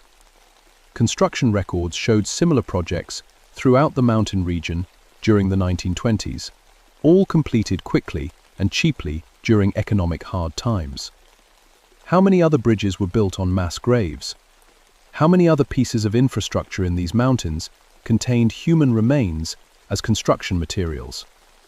The spirits weren't just angry about devils. Fork Bridge. They were angry about a systematic desecration that had been going on for decades, hidden in county records and construction archives that nobody bothered to check. And now that someone had finally discovered their secret, they weren't going to let me leave until I fixed it. Blinds tilted another 10 degrees. My truck slid sideways, tires screaming against metal. In another few minutes, the whole structure would collapse into the gorge with me on it. I had to make them understand that I wanted to help, not hide their story like everyone else had done for 60 years. "I know what happened to you," I shouted over the screaming metal. "I know about the mass grave.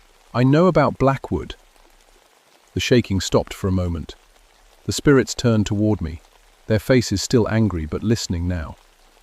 "Abidden Blackwood used your remains as construction materials," I continued, my voice echoing strangely in the sudden quiet. "He ground up your bones and mixed them into concrete to save money. You were never meant to be part of this bridge." The woman in 1918 clothing stepped closer. When she spoke, her voice sounded like wind through broken glass. 60 years, forgotten.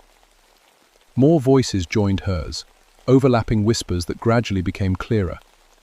No names, no markers, no prayers. Ground us up like gravel. Used us to build roads for the living. They'd been trapped in the bridge structure since 1921, conscious and aware, but unable to communicate with the living world. Every car that crossed, every maintenance inspection, every casual use of their grave as a transportation route had been torture for them. But they'd also been learning, growing stronger, figuring out how to manipulate the physical world. The bone fragments I'd been finding weren't random. They were the spirits pushing pieces of themselves to the surface, trying to tell their story to anyone who'd listen. "I can help you," I said. "I can make sure you get proper burial. I can tell people what really happened." The bridge shuddered again, but differently now.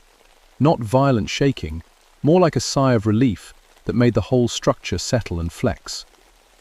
But one spirit stepped forward from the group, and I recognized him from old newspaper photos.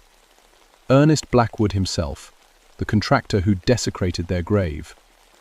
His spirit looked different from the others, darker, more solid, radiating guilt and defensive anger. "Can't prove anything," he said.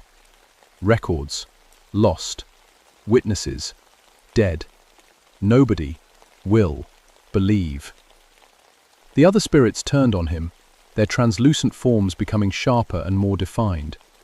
60 years of rage focused on the man who turned their final resting place into a construction project. But Blackwood wasn't backing down. Even in death, he was trying to cover up what he'd done. Cost, overruns, had to use local materials, he said. Continued. Nobody got hurt. Just old bones, already dead. Belgium Kevin rushed toward him, and the bridge convulsed like a living thing. Support beams twisted, cables snapped, and the entire structure tilted 30 degrees toward the gorge. My truck slid sideways until it hit the twisted handrail. Thanks wasn't just about proper burial anymore. This was 60 years of supernatural rage exploding into the physical world, and I was caught in the middle of it. The bridge deck cracked open like an eggshell.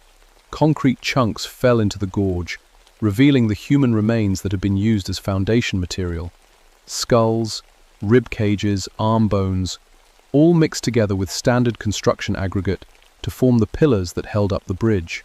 I could see the mass grave now, exposed where the bridge foundations had been torn apart. Hundreds of bodies buried in layers, most without coffins or markers, victims of the 1918 flu, who died faster than they could be properly interred. The spirit of Ernest Blackwood was trying to flee, but the flu victims had him surrounded. They were pulling at him, tearing pieces of his ghostly form away like he'd torn apart their grave. "Wait!" I shouted. "Fighting him won't fix anything. You need to let the living world know what happened." The spirits paused, turning toward me again. "I'm a forest ranger," I said. "People trust my reports. If I document this properly, if I bring in archaeologists and investigators, you can get proper burial, and Blackwood's crimes can be exposed. But only if you don't destroy all the evidence by collapsing the bridge." For a long moment, nobody moved. The bridge hung at an impossible angle, defying physics, while the spirits decided whether to trust me or finish their revenge. The woman in 1918 proper, burial, all of us. Promise, memorial, with our names. Prominently, promise, tell the truth. "I promise," I said, and meant it completely, "but you have to let me live long enough to keep that promise." Minimized, the spirits of the flu victims nodded slowly. Then they turned back toward Ernest Blackwood. "Your time is done," the woman said. "No more hiding. No more lies." Blackwood's spirits screamed as they dragged him down into the exposed mass grave. The sound was like metal tearing, like glass breaking, like wind through empty houses. It echoed off the gorge walls and faded into silence. The bridge slowly straightened itself, metal beams bending back into proper alignment. The twisted handrails untwisted, the cracked deck sealed itself, the broken cables reattached. In 5 minutes, Devil's Fork Bridge looked almost normal again. But the exposed mass grave remained visible through gaps in the repaired foundation. The spirits wanted their story told, their remains properly honored. They trusted me to keep my promise. My truck started on the first try, all electrical systems working perfectly. As I drove away, I could see the spirits standing at both ends of the bridge, not blocking passage, but standing guard to make sure nobody else disturbed their rest until I could bring help. 3 weeks later, Devil's Fork Bridge was officially condemned and closed to all traffic. The state archaeological team I'd contacted found exactly what the spirits had shown me. Over 200 human remains mixed into the bridge foundations, along with construction records proving Ernest Blackwood had used the mass grave as a source of local aggregate materials. The victims were carefully exhumed and reburied in a proper cemetery, with individual markers where possible. The mass burial site got a memorial stone, listing all known names of 1918 flu victims from the area. Patricia Millstone recovered from her broken ankle, but she transferred to a different county afterward. She never talked about what happened on the bridge, but she did help me research other construction projects from that era. We found evidence of similar cost-cutting measures at 7 other bridges and 2 courthouse foundations throughout the mountain region, all built by Blackwood's company between 1919 and 1925, all during economic difficulties when contractors were pressured to finish quickly and cheaply. I spent the next 2 years investigating every piece of infrastructure in my jurisdiction that dated from that period. Found human remains mixed into construction materials at 4 more sites. Each time, we brought in archaeologists, identified the victims when possible, and provided proper burial. The spirits at those sites were grateful, not violent. Word had spread somehow, through whatever realm they inhabited, that someone was finally listening to their story. But Devil's Fork Bridge taught me something that changed how I approach my job forever. When people cut corners to save money, especially during desperate times, the consequences can last generations. Those flu victims had been forgotten for 60 years, their final rest disturbed for a construction project that could have been done properly, with just a little more time and expense. Blackwood saved maybe a few $100s by using human remains as road aggregate. That decision created 60 years of supernatural anguish and turned a necessary piece of infrastructure into a haunted trap. I still work as a forest ranger in these mountains, but now I research the history of every bridge and building I maintain. I check construction records, cemetery records, local obituaries from the period. When the past has been buried improperly, it has a way of surfacing when you least expect it. The new Devil's Fork Bridge was built half a mile upstream from the original site. It's a beautiful piece of modern engineering, constructed with proper environmental impact studies and archaeological surveys. No mass graves, no human remains in the foundation materials, no shortcuts that sacrifice respect for the dead. Sometimes I drive past the old bridge site, where the state left the exposed mass grave as part of the memorial.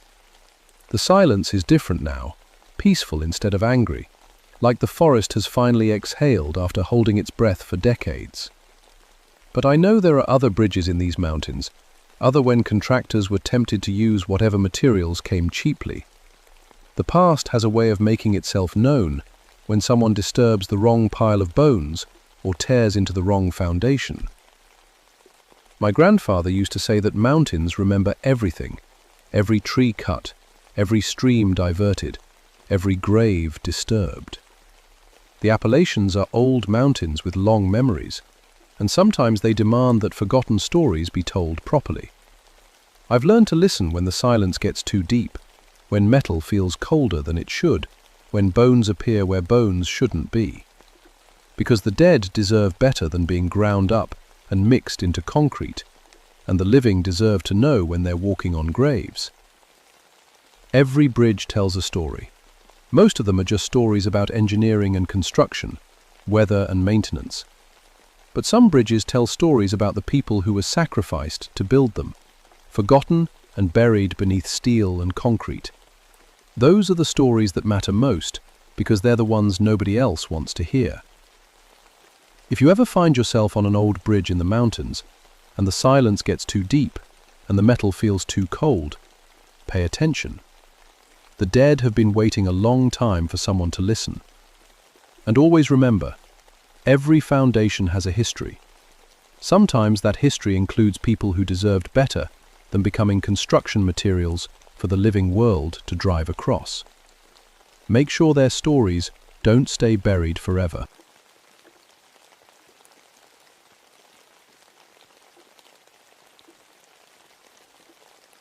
My name is Daniel Crowfeather, and I've been protecting the water in these mountains for 15 years now. People always ask me why I chose this job, walking miles through thick forest, checking on streams and springs that most folks never even know exist. The truth is, water called to me long before I understood why.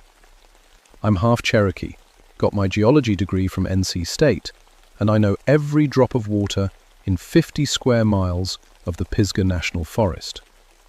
My grandmother used to say, water holds memory, but I always figured that was just old mountain talk. I studied the science of water, pH levels, mineral content, thermal stratification. I trusted my instruments more than old stories. Undergone before the summer of 1965, when the worst drought in 30 years changed everything I thought I knew. The mountains were dying that August.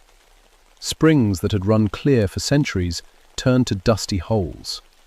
Ancient oaks dropped their leaves early, and the wildlife grew desperate. But it was the call about Witch's Kettle Falls that brought me 6 miles deep into the forest on that blazing hot morning. The falls got their name from the old stories. Cherokee healers used to gather there for water ceremonies until the white settlers came. In the 1790s, 7 native women were accused of witchcraft and drowned in the pool below the falls. My grandmother always said those women weren't witches at all, just healers who knew the old ways with water and herbs. I'd been to the falls maybe 20 times over the years, 80 feet of granite cliff dropping into a perfectly round pool, surrounded by ancient rhododendron that bloomed pink every spring. The water stayed cold year-round, fed by underground springs that geologists still couldn't fully map. But when I finally reached the trail's end that morning, my breath caught in my throat. The drought had dropped the water level by at least 12 feet. For the first time in living memory, you could see the bottom of the pool. And there, arranged in a perfect circle on the granite floor, were human bones. 7 skulls, 7 rib cages, arm and leg bones, laid out like spokes of a wheel. Even from the rim, I could see they'd been placed there deliberately. This wasn't how bodies naturally settled after drowning. I set down my pack and pulled my false.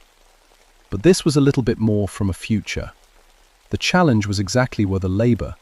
It was also had filts with a run stall, and the way they would been alter my back. I set, but the mountains blocked the signal as usual.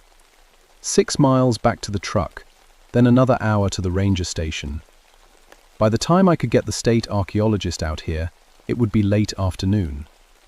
I decided to document what I could see from up top.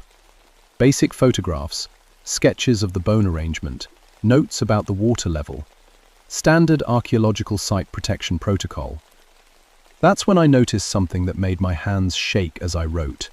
The water level was rising. Not slowly, like you'd expect from an underground spring adjusting to pressure few minutes. I could actually watch it creep up the granite walls of the pool. I checked my instruments. Air temperature, 92 degrees, no wind, no recent rainfall in the entire watershed. According to everything I knew about hydrology, that water level should have been dropping, not rising. I knelt at the pool's edge and dipped my hand in to test the temperature. Ice cold. Not cool, not refreshing, cold enough to make my fingers go numb in seconds. In August, in a 90-degree heat wave, sitting in direct sunlight, that pool felt like it had been sitting in winter shade. I pulled out my pH meter and lowered it into the water. The digital readout flickered wildly, jumping from 7.2 to 3.4 to 9.8 in seconds. Impossible readings. Either my equipment was broken, or this water was defying every law of chemistry I knew. Harassed a sample bottle to test back at the lab, screwing the cap on tight.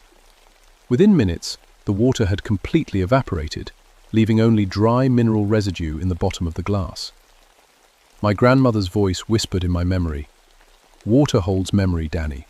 Some water remembers things people want to forget." The bones were disappearing now as the water rose. By the time I finished taking photos, only the tops of the skulls showed above the surface. The pool looked normal again, just a beautiful mountain swimming hole. Prolific. But the wrongness hung in the air like humidity. The forest around the falls had gone completely silent. No birds, no insects, no wind in the leaves. Even the waterfall itself seemed muted, like sound was being absorbed by something I couldn't see. Polling. I shouldered my pack and started the long hike back, telling myself I'd seen equipment failure and maybe some kind of underground thermal event. There had to be a scientific explanation. I was still telling myself that when I looked back from the ridge and saw the water in the pool swirling slowly counterclockwise, even though there was no current to cause it. The state archaeologist, Dr. Elizabeth Hartwell, arrived the next morning with a graduate student and enough equipment to run a full excavation. Beth and I had worked together before.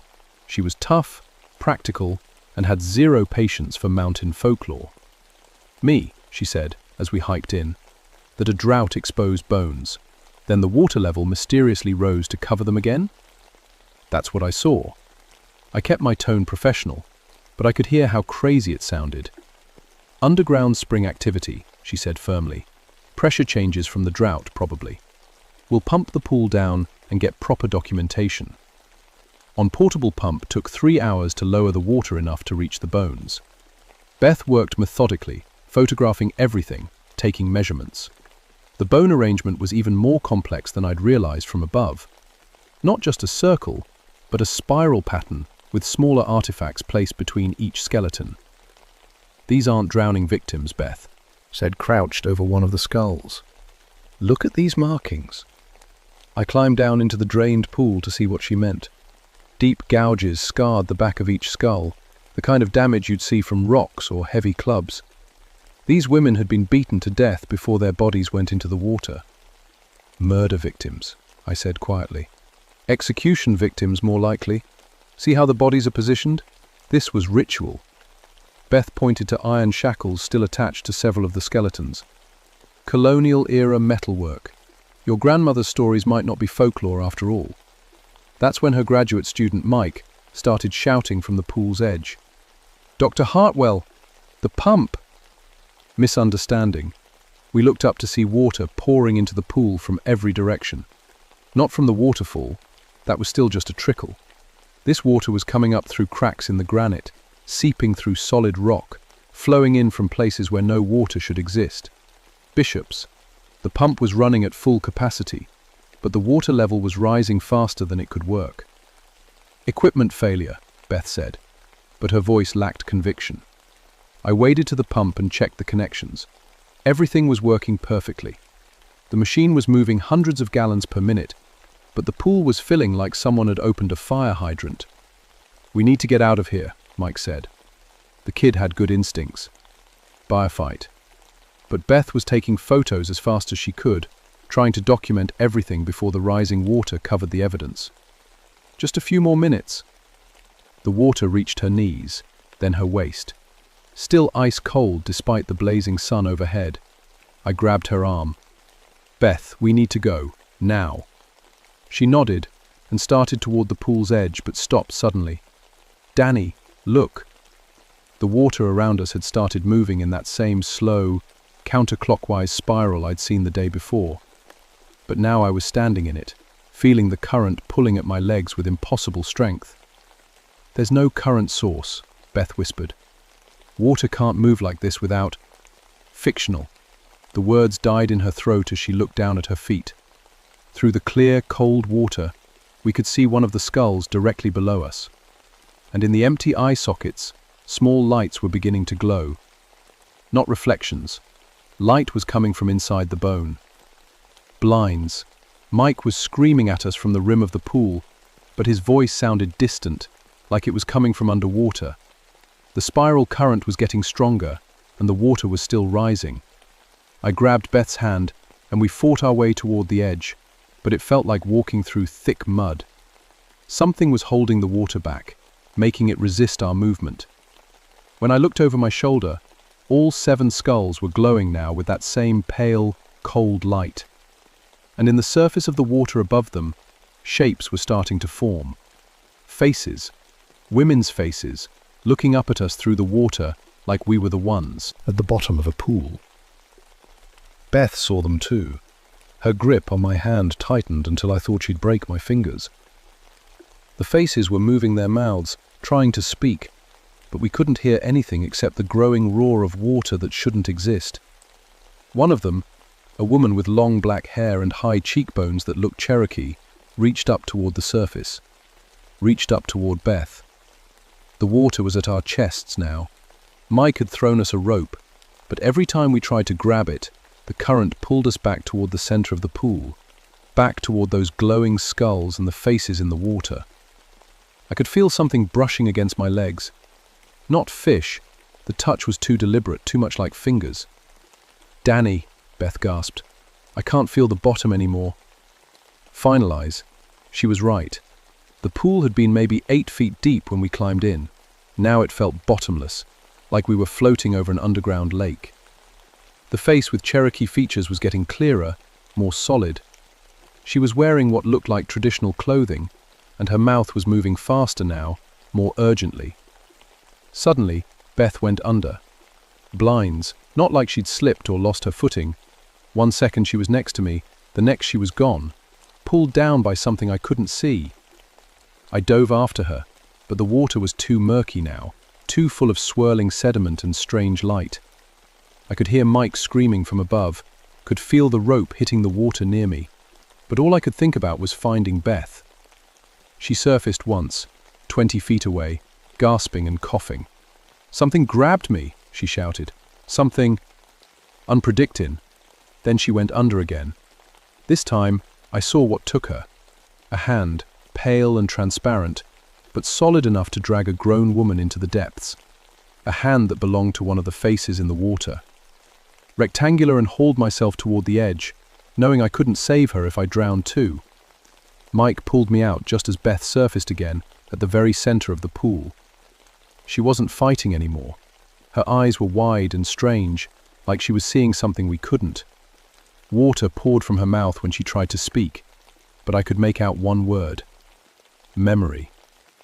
Perceptions. In the water smiled, and Beth sank into the depths like a stone. We called in the dive team from Asheville, but they never found Beth's body. The pool measured exactly 8 feet deep, just like it always had. The water was normal temperature, normal pH, normal in every way that mattered to their instruments. But I knew what I'd seen, and when the sheriff questioned me about Dr. Hartwell's disappearance, I told him she'd had equipment failure and drowned during the excavation. I didn't mention the faces in the water or the impossible current. Crimson. Some truths are too big for official reports. Melancad and Beth walked out of the forest. She was soaked through, hypothermic, with pine needles in her hair, and no memory of what had happened after she went under. The doctors said it was miraculous. People don't survive 3 days of exposure in August without water or shelter. But Beth had no explanation for where she'd been or how she'd survived. She did have were the memories. "I saw them, Danny," she told me when I visited her in the hospital. "The 7 women. I saw what really happened at those falls." Her voice was different now, quieter, with an odd echo, like she was speaking from the bottom of a well. They weren't teachers, Cherokee women who knew the old ceremonies for blessing water and keeping it clean. The colonists were getting sick from their own wells, dying of diseases they brought with them. But near the Cherokee settlements, the water stayed pure. She stared at the ceiling, her eyes unfocused. The colonists decided the women were cursing their water with witchcraft. On August 15th, 1793, they dragged 7 healers to the falls and beat them to death with stones. Then they threw the bodies into the pool, thinking they could break whatever power the women had over the water. "Beth," I said gently, "you need to rest." The doctors said, but they made it worse. Her voice got stronger, more urgent. The women's spirits bound themselves to that water, not for revenge, for protection. They're still there, Danny, still guarding the sacred spring. I wanted to tell her it was trauma, hallucinations brought on by near drowning and exposure. But I'd seen those faces too.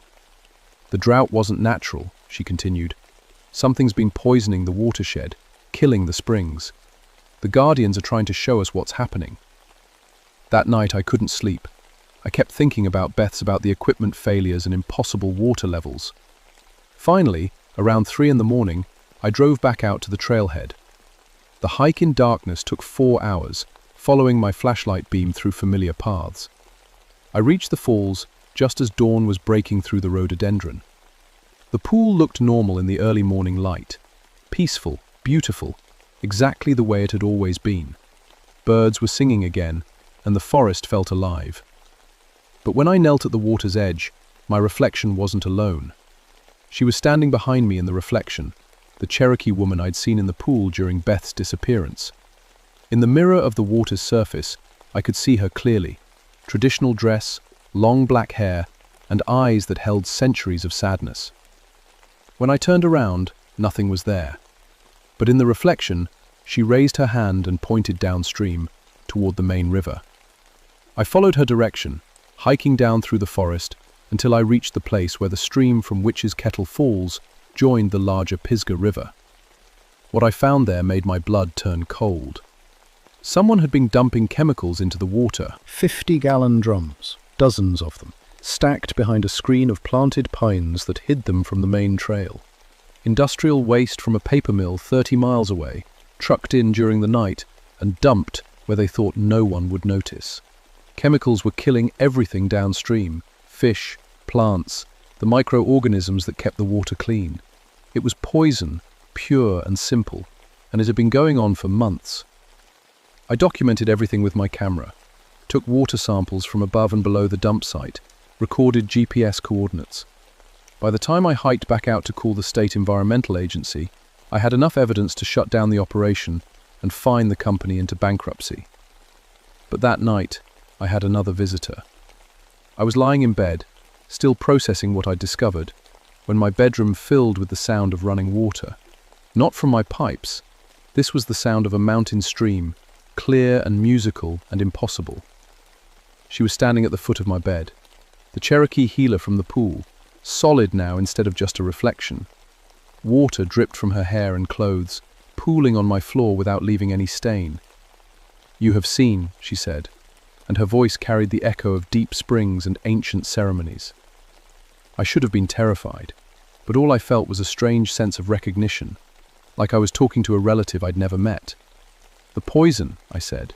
"You were trying to show us." She nodded. "Water holds memory.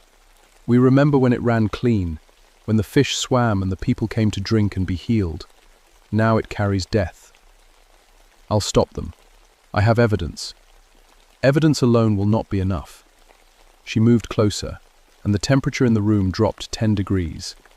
"They will find other places, other ways to poison the sacred waters. You must learn the old ceremonies, the true ways to protect what should be protected." I thought of my grandmother, Rishan. I don't know how. Man smiled, and for a moment, the sadness left her eyes. "You are Cherokee. The knowledge sleeps in your blood. We will teach you, as we taught your grandmother, as she would have taught you if you had listened." She raised her hand, and water began flowing from her palm. Not gushing, but a gentle, steady stream that should have been impossible. "But first, you must help us rest. We have guarded these waters for 2 centuries. We are tired." "What do you need me to do?" "Come to the falls tomorrow night. Bring tobacco and sage, cornmeal and spring water. Perform the water blessing ceremony your grandmother taught you." "She never taught me any ceremony." Spirit's smile widened. "She taught you every time she made you help her in the garden, every time she had you carry water to the plants, every time she made you say thank you to the creek before you drank. You know more than you think." When I blinked, she was gone. Only the scent of mountain laurel and the sound of distant streams remained. I spent the next day gathering what I needed and trying to remember my grandmother's rituals. She died when I was 16, but now pieces of her teachings were coming back to me. Words she'd whispered over sick plants, gestures she'd made when blessing water for cooking, the way she'd always faced east when praying. As the sun set, I hiked back to Witch's Kettle Falls, carrying a leather pouch filled with tobacco, sage, cornmeal, and a jar of spring water from the highest peak in the forest. The weight of the pouch felt right against my hip, like I'd been carrying it my whole life. The pool glowed silver in the moonlight, perfectly still and reflecting the stars. No sign of the spirits, no strange currents or impossible temperatures. Just a beautiful mountain pool on a quiet summer night. But when I knelt at the water's edge and emptied the pouch's contents into my palm, they were all there. 7 women standing in a circle around the pool, their feet resting on the water's surface like it was solid ground. The Cherokee healer who'd visited me was among them, but the others were different. younger and older, wearing the clothes of different eras. These weren't just the women who died in 1793. These were all the healers who'd come before, all the water keepers who'd protected this place for generations.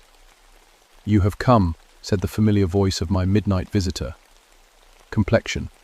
I nodded, suddenly understanding that this moment had been building my entire life. Every stream I'd protected, every watershed I'd fought to preserve, had been leading to this. "I don't know the words," I admitted. "The words will come," said another spirit, an elderly woman with silver hair and eyes like deep lakes. "Speak from the place your grandmother planted in your heart." I stood and faced east, the way I'd seen my grandmother do countless times. The pouch felt warm in my hands as I opened it and began to sprinkle the contents on the water. "Recognize tobacco for the spirits," I said, and the words came from somewhere deeper than memory. "Sage for purification, cornmeal for nourishment, spring water for life." With each offering, the pool began to glow brighter. Not the cold, pale light I'd seen during Beth's disappearance, but a warm, golden radiance that seemed to rise from the very bottom of the water. "We offer these gifts in gratitude," I continued, the words flowing through me like they'd been waiting decades to be spoken. "For the water that gives life, for the streams that carry away what we cannot bear, for the springs that remember what we have forgotten." The 7 spirits moved closer, their forms becoming more solid, more present. I could see their faces clearly now, not faces of the dead, but faces of the living, of women who had chosen to stay and guard what they loved most. "We ask permission," I said, "to serve as you have served, to protect what should be protected, to remember what should be remembered, to keep the water clean for all who come after us." Kennedy, the elderly spirit woman, stepped forward and reached out to touch my forehead. Her hand was cold but not unpleasant, like diving into a mountain spring on a hot day. "You are accepted," she said. "The water will remember you now. When it is threatened, you will know. When it calls, you will answer." I felt something change inside me, not painful, but profound, like a door opening in my mind, or a river finding a new channel to the sea. Suddenly I could feel every stream in the watershed, every spring and creek and hidden waterway. They were all connected, all part of a vast network that pulsed with life. And I could feel the places where that network was damaged, where chemicals and waste were poisoning the flow. Not just the illegal dump I'd found, but dozens of other contamination sites throughout the mountains. The water was crying out for help. "This is your burden now," said the Cherokee healer, "but also your gift. The water will teach you its secrets, show you how to heal what has been harmed." 1+, one by one, the spirits began to fade, their duty finally passed to living hands. But before they disappeared completely, the elderly woman spoke once more. "When your time comes to rest, teach another. The chain must not be broken." As the last spirit vanished into the moonlight, the pool settled into perfect stillness. But now I could see what I'd never noticed before. Threads of light running through the water, connections to every stream and spring for miles around. A living map of the watershed, pulsing with information about temperature, pollution levels, wildlife health. I was no longer just a forest ranger who studied water. I was a keeper of the sacred springs, a guardian of the mountain's most precious resource. And I had work to do. That was 30 years ago. I retired from the Forest Service in 1985, but I never stopped protecting the water. My official title might have changed, but my real job, the one the spirits gave me, continues every day. The illegal dumping operation was shut down within a week of my report. The paper company paid the largest environmental fine in North Carolina history, and 3 executives went to prison. But that was just the beginning. Over the years, I've stopped dozens of contamination attempts, using both legal channels and older methods the spirits taught me. Sometimes a well-timed phone call to the EPA is enough. Sometimes I have to perform ceremonies that convince the polluters their operations are cursed. Both approaches surprisingly well. Beth never fully recovered from her time in the pool. The doctors said she was fine, but she left archaeology and moved to the mountains, becoming a traditional healer herself. We work together now, combining scientific knowledge with the old ways. She says the spirits still visit her dreams, teaching her which plants heal and which waters hold the strongest medicine. The Witch's Kettle Falls is protected now, designated as a sacred site under the Native American Graves Protection Act. No more archaeological expeditions, no more casual hikers, just the water and the forest and the memory of what happened there. But sometimes, especially during droughts or when the watershed faces new threats, people report seeing lights in the pool at night. 7 women standing on the water, watching, waiting, ready to protect what they've guarded for centuries. I visit the falls every full moon to perform the water blessing ceremony, maintaining the connection between the living and the spirits who chose to stay. My daughter comes with me sometimes. She's a hydrologist now, working for the State Environmental Agency. She doesn't see the spirits yet, but she feels them. The water calls to her the way it called to me. When my time comes to rest, she'll be ready to take on the guardianship.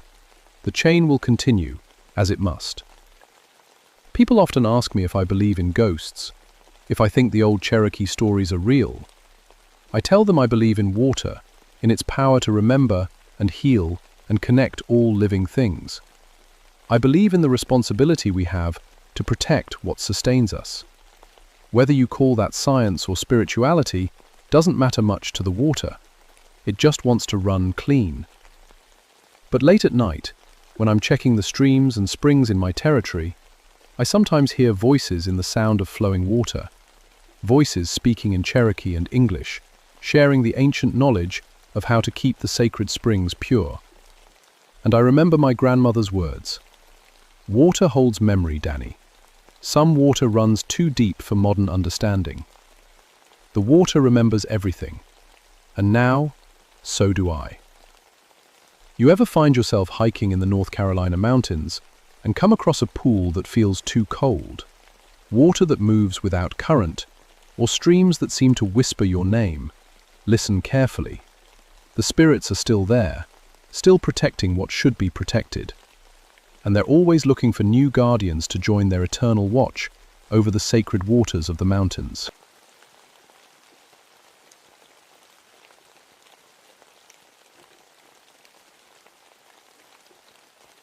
My name is Thomas Oakenshield, and I've been a forest ranger for 18 years. Before that, I spent 12 years as a Kentucky state trooper. In all that time, I thought I'd seen everything the mountains could throw at me.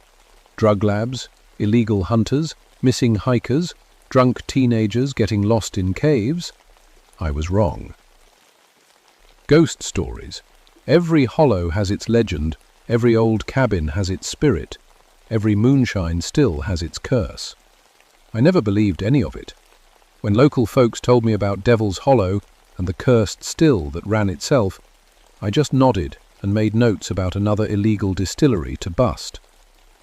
That was before September of 1987, before the heat wave that turned the Daniel Boone National Forest into a tinderbox. Before I walked into that narrow valley 20 miles from the nearest backup and learned that some family feuds never really end. Back in the Red River Gorge, tucked between 2 steep ridges covered in oak and pine.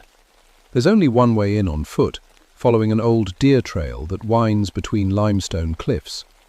The hollow got its name from the way sound echoes there.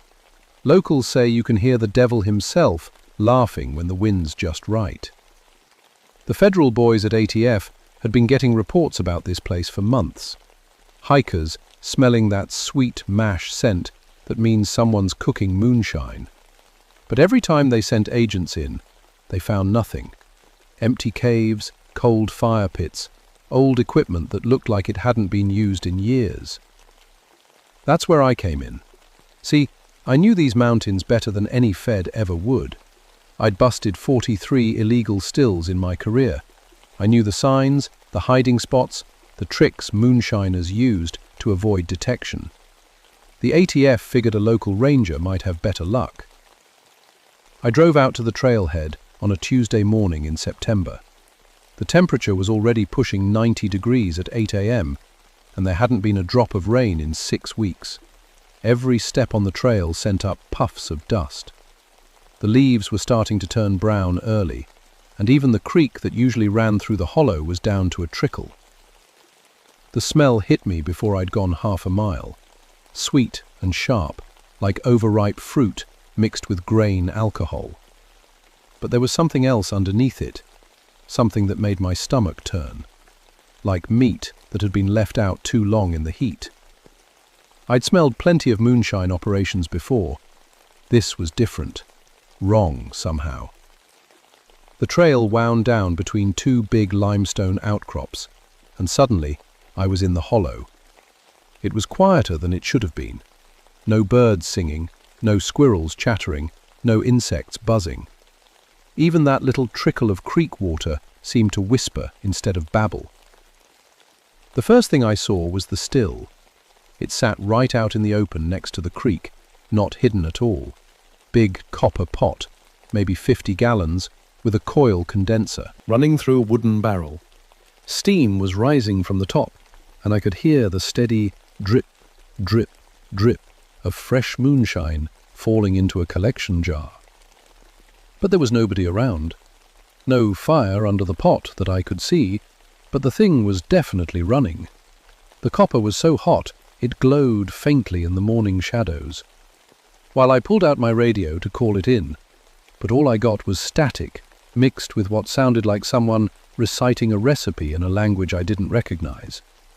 The words were old and harsh, nothing like the modern English or even the mountain dialect I was used to. I walked closer to get a better look.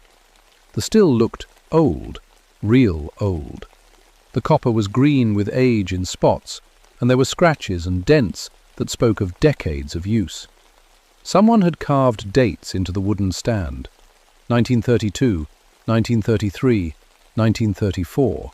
Then nothing until 1987. Brightness. That made my skin crawl a little. But what really got to me were the bones.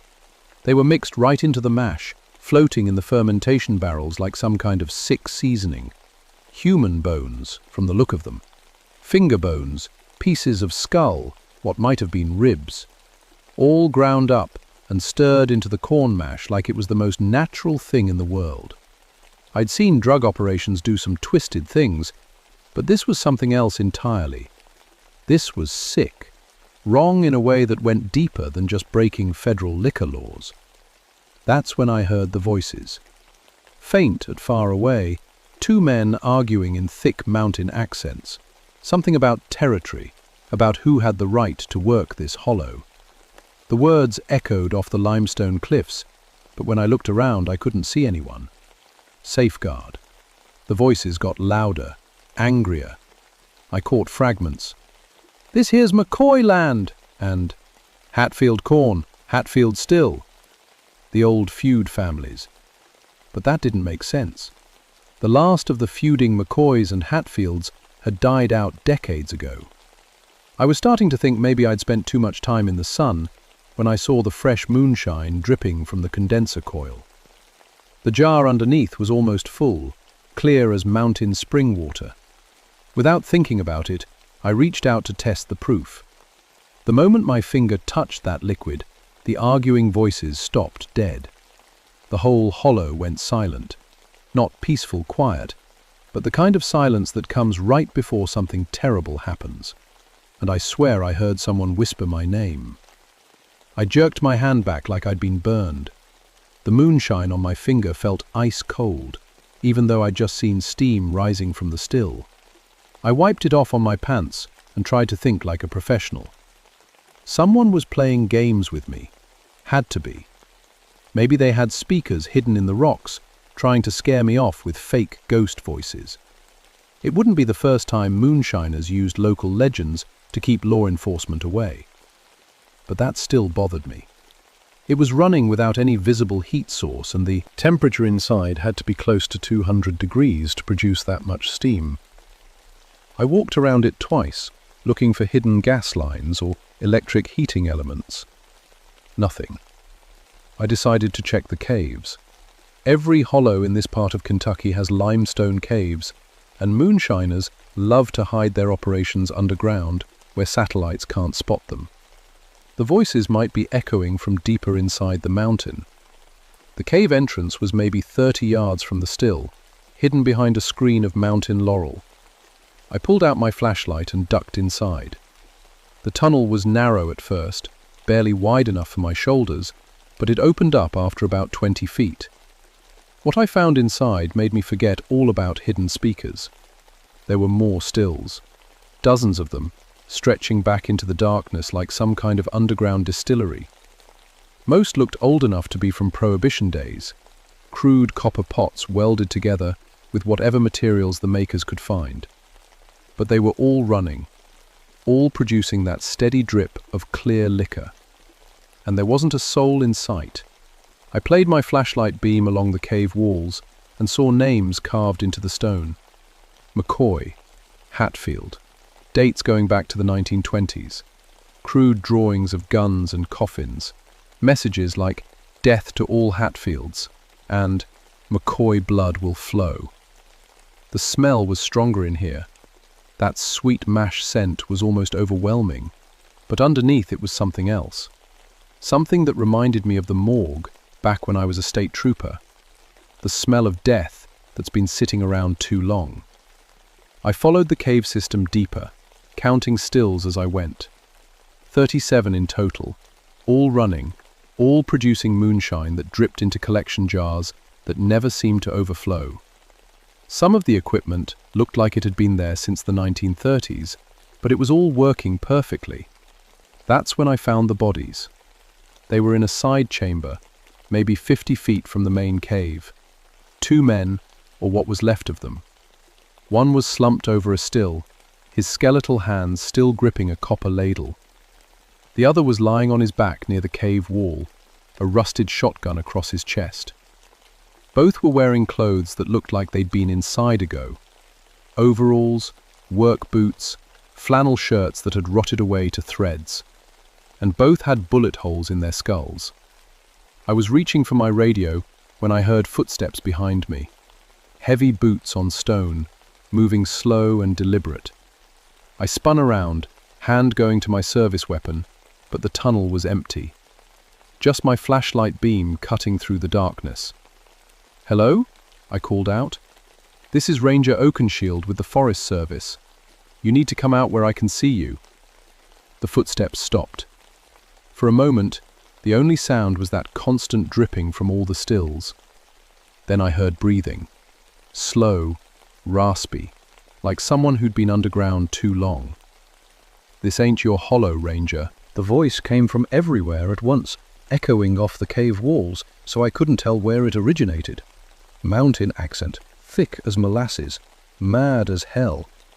"This here's McCoy land, always has been, always will be." "Sir, I need you to come out where I can see you," I called back, trying to keep my voice steady.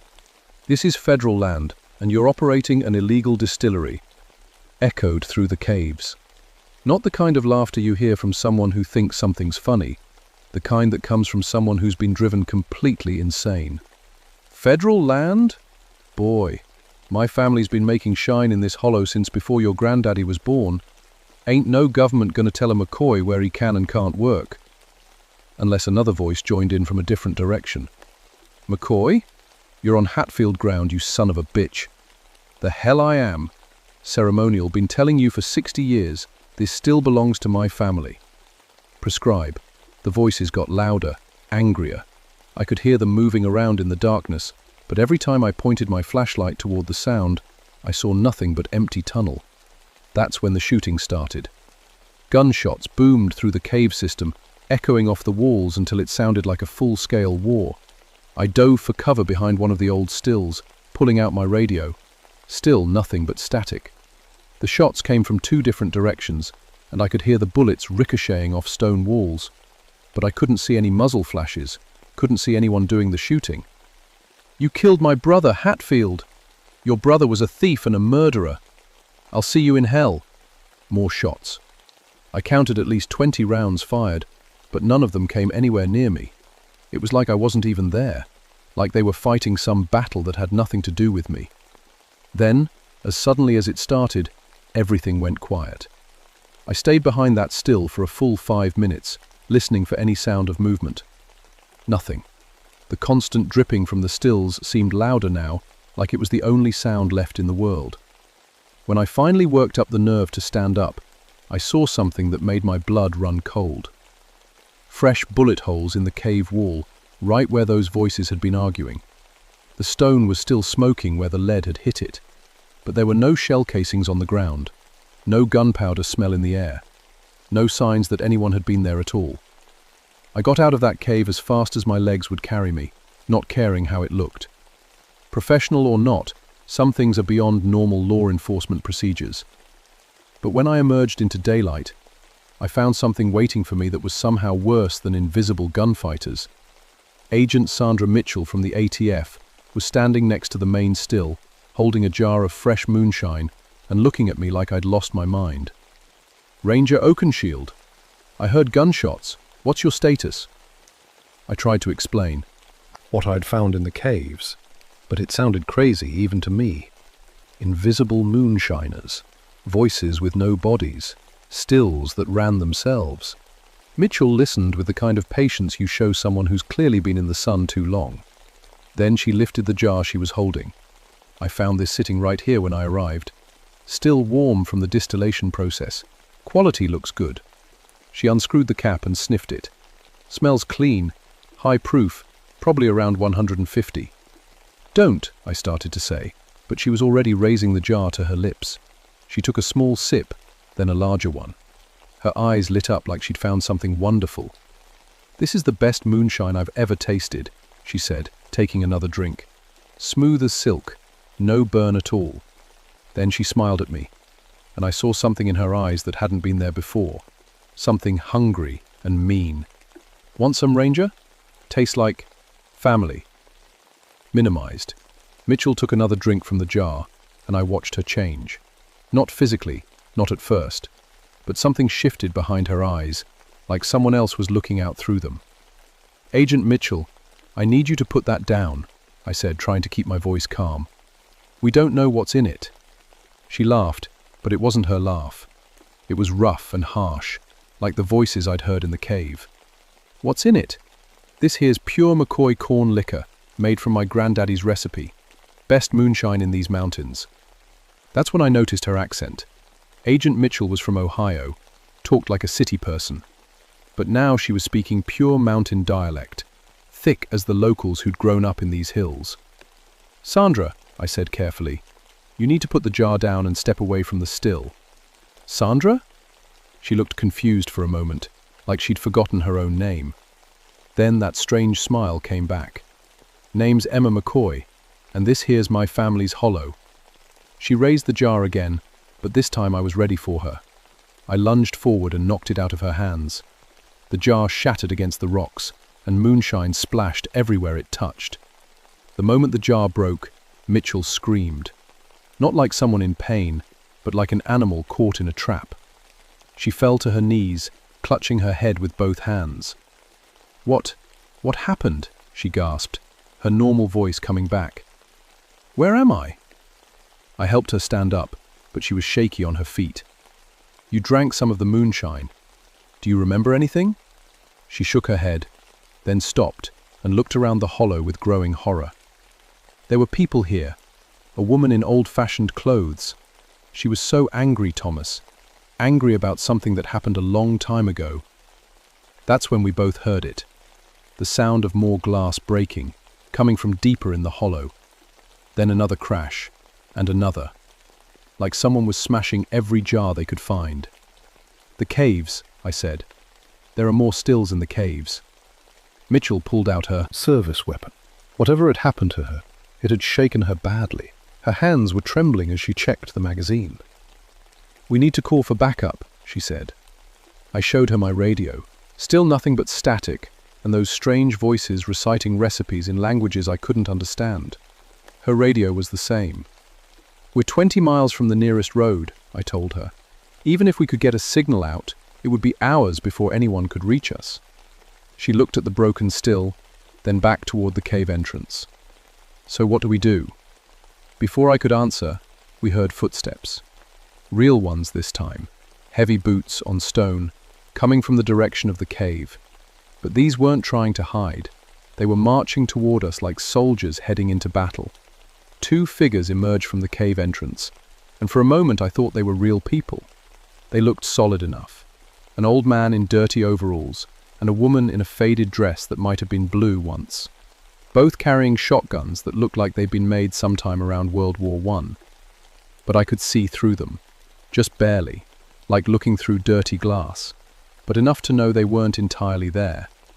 The woman spoke first, her voice carrying across the hollow like it was coming from a loudspeaker.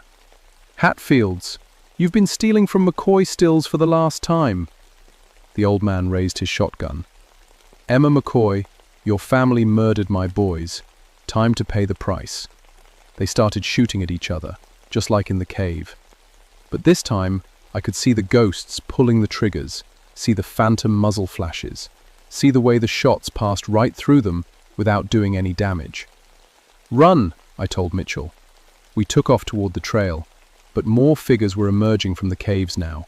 Dozens of them, all carrying weapons, all wearing clothes from the 1930s.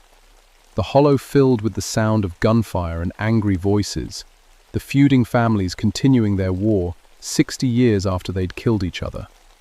A shot whined past my ear, close enough that I felt the wind from it. I looked back and saw one of the ghosts, a young man with a McCoy face, aiming directly at me. "They think we're part of the feud," I shouted to Mitchell as we ran up the trail. "They think we're Hatfields." More shots followed us as we climbed out of the hollow. Real bullets, fired by phantom guns, guided by the hatred of people who refused to stay dead. One shattered a tree branch right next to my head. Another kicked up dust at my feet. We made it to my truck without getting killed, but when I tried to start it, nothing happened. The engine was completely dead, like someone had drained the battery. Mitchell was checking her gear, taking inventory. "Okay," she said, trying to sound professional. "We've got 2 service weapons, maybe 60 rounds total. My satellite phone is dead. Radio's useless. What else do you know about this place?" I told her about the local legends. The McCoy and Hatfield families who'd feuded over moonshine territory back in the 1930s. How they'd supposedly killed each other off in this very hollow, leaving no survivors from either side. "But they weren't supposed to be able to affect the physical world," I said. "Ghosts don't shoot real bullets." "Those bullets felt real enough," Mitchell said, touching a tear in her jacket where one had passed through. That's when we noticed the smoke. It was rising from the direction of the hollow, thick and black like something big was burning. We could smell it from half a mile away, that sweet moonshine smell, but mixed with something chemical and toxic. "The stills," I said. "Something's happening to the stills." We hiked back toward the hollow, moving carefully and staying in cover. What we found was worse than the gunfight. Every still was running at full capacity, producing moonshine faster than I'd ever seen. The fires underneath them were burning so hot the copper was starting to melt, and the moonshine wasn't clear anymore. It was dark red, the color of blood. The ghosts were still there, but they weren't fighting each other now. They were working together, all of them focused on the stills, feeding things into the mash that I didn't want to look at too closely. Bones, probably. Maybe other things. And they were looking at us. "They know we're here," Mitchell whispered. The old man who'd called himself a Hatfield pointed at us with one skeletal finger. When he spoke, his voice carried across the hollow like thunder. "Outsiders," he said, "come to steal our family secrets, come to destroy what we've built." Emma McCoy nodded. "They've tasted our shine. They know our ways. Can't let them leave." Ghosts turned toward us then, and I saw the truth in their transparent faces. They weren't just continuing their feud, they were protecting something bigger. Something they'd created together after death had failed to stop their hatred. "They're not enemies anymore," I told Mitchell. "They're working together." Working together to do what? Before I could answer, the first jar of that blood-red moonshine finished filling. One of the ghosts lifted it up like he was making a toast. "To family," he said, "and to all who would join our family." He poured the contents onto the ground, and where the liquid touched, the earth began to change. Grass withered and died, rocks cracked and split, and something underneath started pushing up toward the surface, something that looked like more bones. "We need to get out of here," I said, "now." But when we turned to run, we found our path blocked. More ghosts had appeared on the trail behind us, dozens of them, filling the narrow passage between the cliffs. We were trapped in Devil's Hollow with the angry spirits of two feuding families who had decided we knew too much to live. And they were still making moonshine that could bring the dead back to life. The ghosts formed a circle around us, their weapons pointed inward. I counted at least 30 of them, men and women ranging from teenagers to elderly, all wearing the clothes they died in 60 years ago. Most had bullet wounds visible in their transparent bodies. "You drank our shine," Emma McCoy said, her voice echoing off the limestone cliffs. "That makes you family, McCoy family." "Like hell," growled the old Hatfield patriarch. "They're on my land. That makes them mine." Freezes.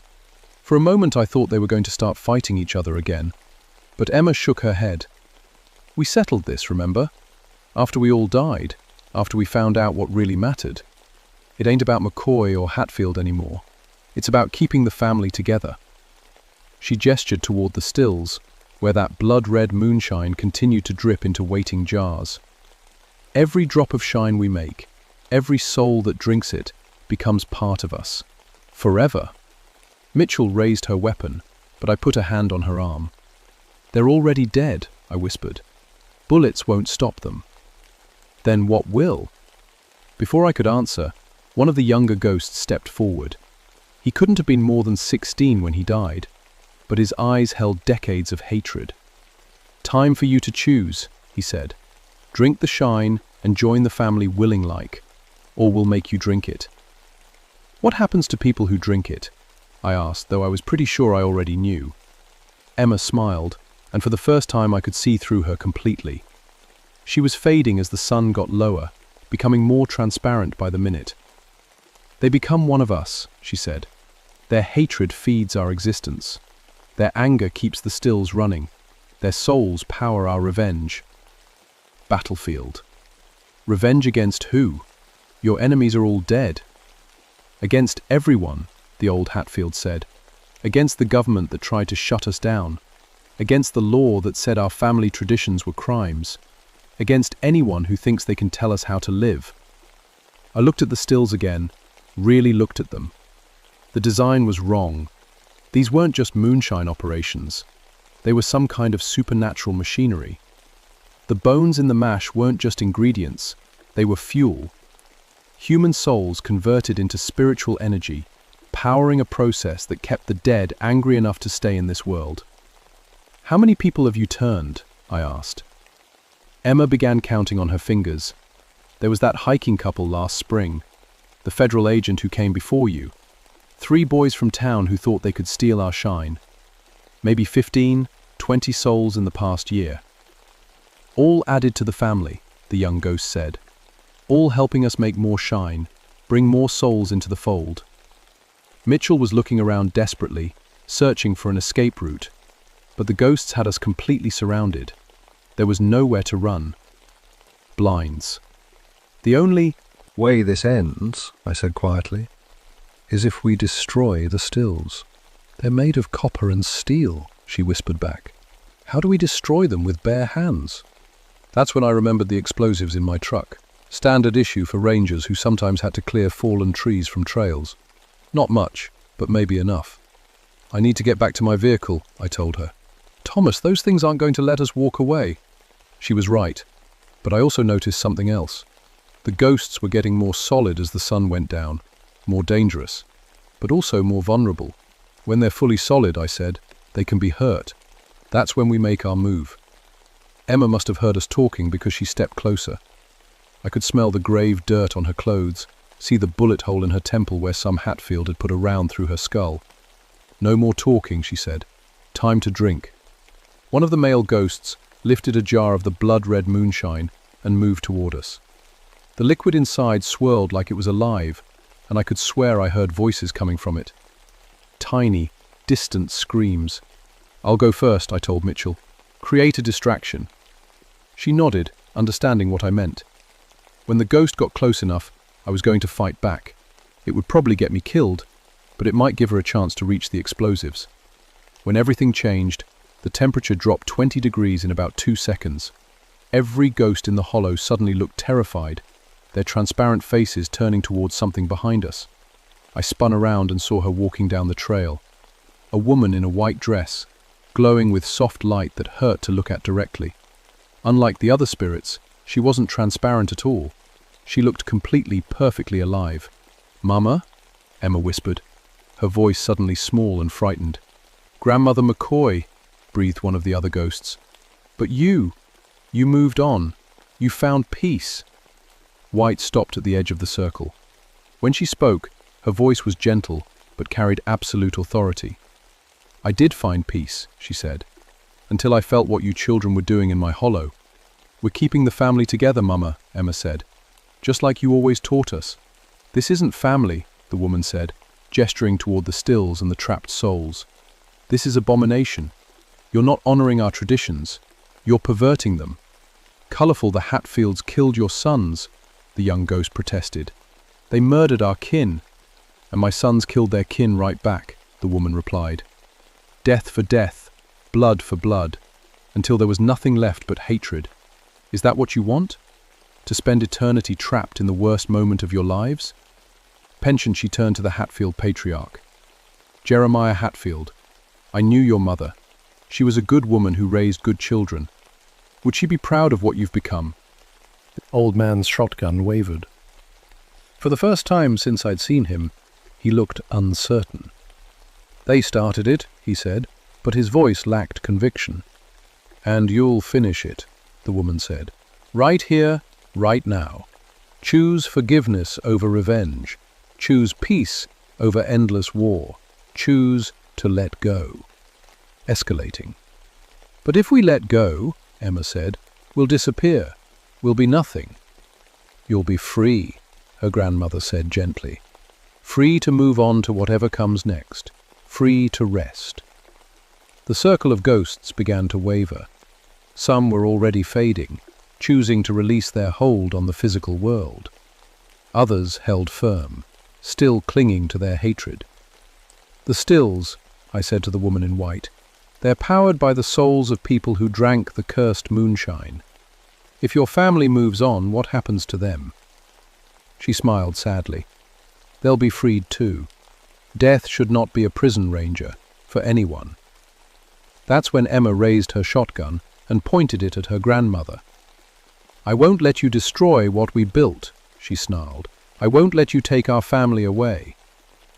The other holdout ghosts raised their weapons too. About half the total, maybe 15 spirits, who refused to give up their anger.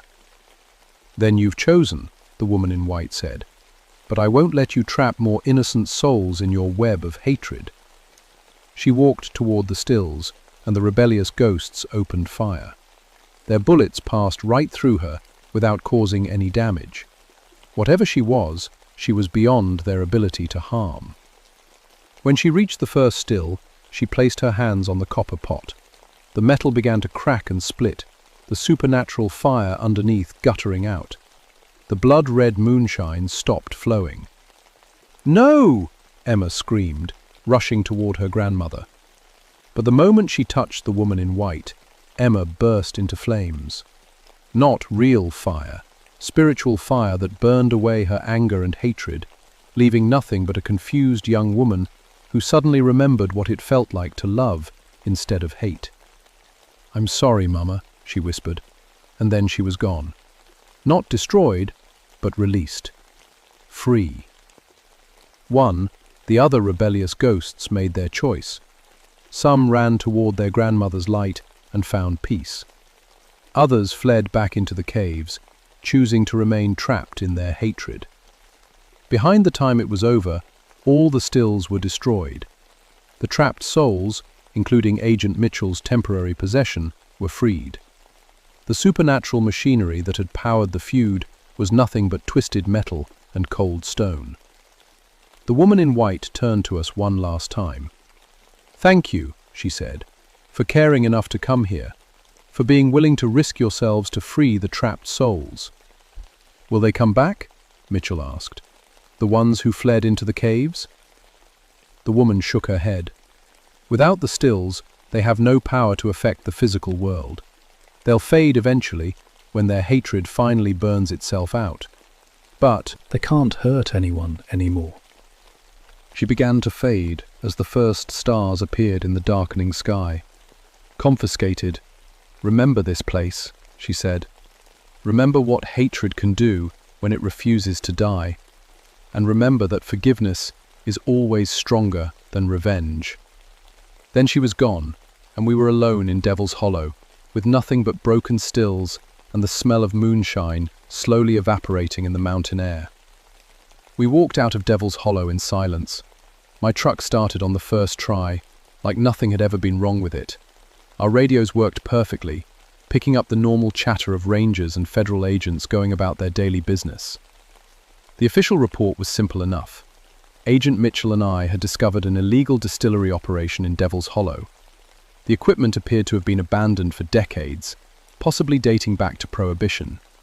We recommended the site be cleaned up and monitored for future illegal activity. We never mentioned the ghosts. We never mentioned the cursed moonshine or the trapped souls. Who would have believed us? And more importantly, what good would it have done? The ATF sent a cleanup crew to remove the broken stills and test the area for environmental contamination. They found traces of chemicals in the soil that couldn't be identified, so the hollow was declared a potential hazard zone and closed to public access. Agent Mitchell transferred to the Denver field office 2 months later. She said the mountain air didn't agree with her anymore.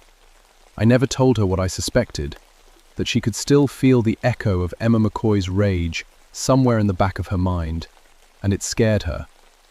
For me, I put in for a transfer to Fire Prevention Services. I couldn't handle law enforcement anymore, couldn't stand the thought of walking into another situation where people's hatred had festered into something unnatural. I spent the next 10 years watching for forest fires and trying not to think about what I'd seen in that hollow. But the story doesn't end there. Over the years, I started hearing reports from other parts of Appalachia, places where hikers found illegal stills that ran themselves, valleys where federal agents encountered moonshine operations that had no living operators, caves where the sound of gunfire echoed for decades after the last feuds had ended. Most of these reports got buried in federal files, dismissed as the imagination of city agents who spent too much time listening to local ghost stories. But I recognized the pattern. The specific details that marked places where hatred had become strong enough to outlive death itself. I started keeping a map. Red pins for confirmed supernatural distilleries, yellow pins for probable cases, green pins for locations that showed the warning signs.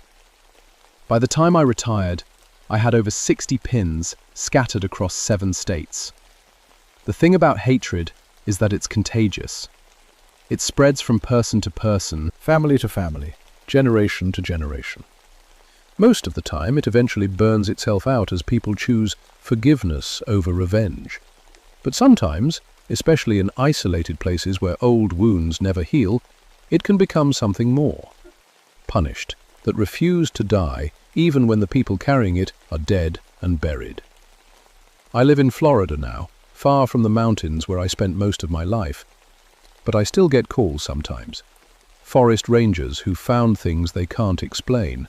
Federal agents who stumble across operations that shouldn't exist. Local sheriffs who need someone to talk to about cases that don't make it into official reports. I always listen. I always believe them. And when I can, I try to help. Because I learned something important in Devil's Hollow that September day in 1987. Evil isn't always some outside force that invades our world. Sometimes it's just human hatred that's been left to fester so long it develops a life of its own. And the only way to stop it is to choose something else. Forgiveness, understanding, the kind of love that's strong enough to let go of old wounds and old grudges. Most people are capable of making that choice, even after death. But for those who aren't, for the spirits who cling to their hatred like a drowning man clings to driftwood, there's nothing left but endless war against an enemy that stopped caring about the fight long ago. I drove through Kentucky. I took a detour past Devil's Hollow. The trailhead is still closed to public access, still marked with federal warning signs about soil contamination. But sometimes, on certain nights when the wind is just right, you can still smell moonshine drifting out of that narrow valley. And if you listen carefully, you can still hear voices arguing about territory and family honor and who has the right to make corn liquor on land that belongs to the dead. Sufusal really never end.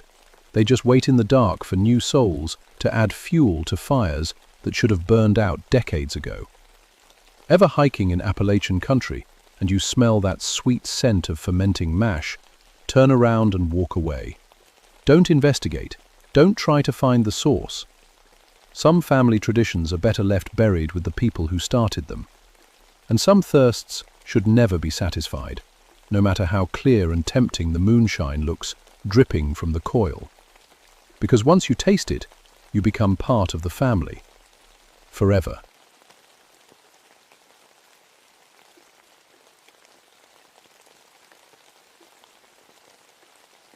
My name is Margaret Steelwater, and I've been a park ranger for 11 years. I work in the Allegheny National Forest in Pennsylvania, where the mountains are scarred with old coal mines. My job is to help heal the land after the mining companies are done with it. I know these mountains like the back of my hand. I've supervised the cleanup of 15 abandoned mine sites, testing soil, planting trees, making sure the water is clean again. It's dirty work, but somebody has to do it. The mining companies take what they want and leave us to fix the mess. Police think I got into this work because I love nature. That's only part of it. The real reason is more personal. 23 years ago, when I was 14, my father and 2 uncles died in a mine collapse over in Somerset County. The company said it was an accident. My family knew better. Dad had been complaining about loose ceiling supports for weeks. The foreman told him to keep working or find another job. After the funeral, I promised myself I'd never let the mining companies get away with that kind of thing again. I got my engineering degree, specialized in environmental cleanup, and came to work for the Forest Service. Every time I restore a mining site, I'm keeping that promise. It was February 1976 when I got the call about Black Diamond Mine. The weather was brutal.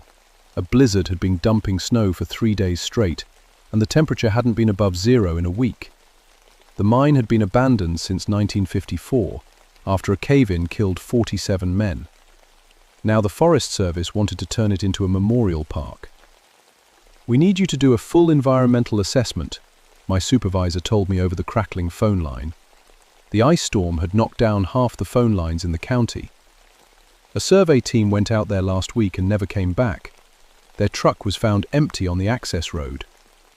I packed my gear, soil testing kits, air quality monitors, maps, and emergency supplies. The drive to Black Diamond Mine took me through some of the most depressing country in Pennsylvania. Strip mines had torn the tops off mountains, leaving behind grey scars that looked like wounds in the earth. Rusty mining equipment sat abandoned in the snow, like the skeletons of giant insects. The access road to Black Diamond Mine was barely passable.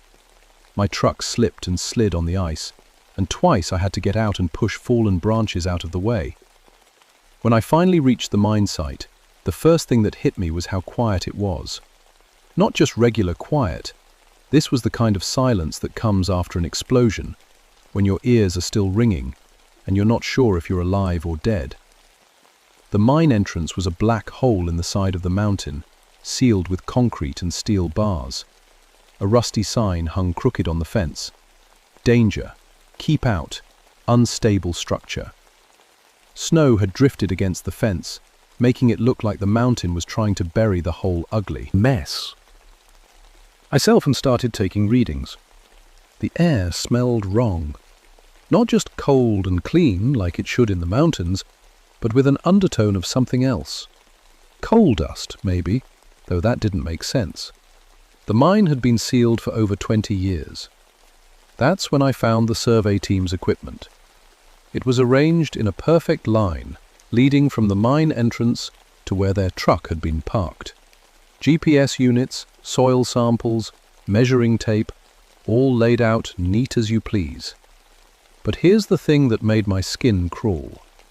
The equipment spelled out words in the snow, big, clear letters made from metal tools and sample containers. Remember us. I stood there staring at those words, my breath making clouds in the frigid air. The survey team couldn't have done this.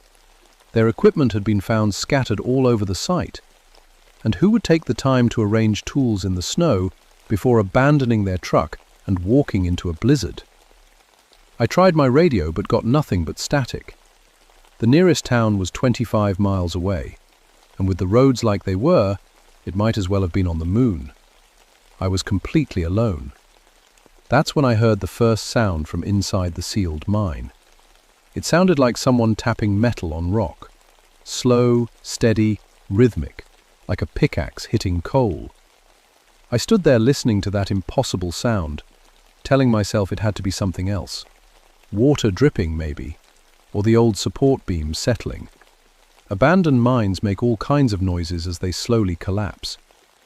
But deep down, I knew what I was hearing. I'd grown up around miners.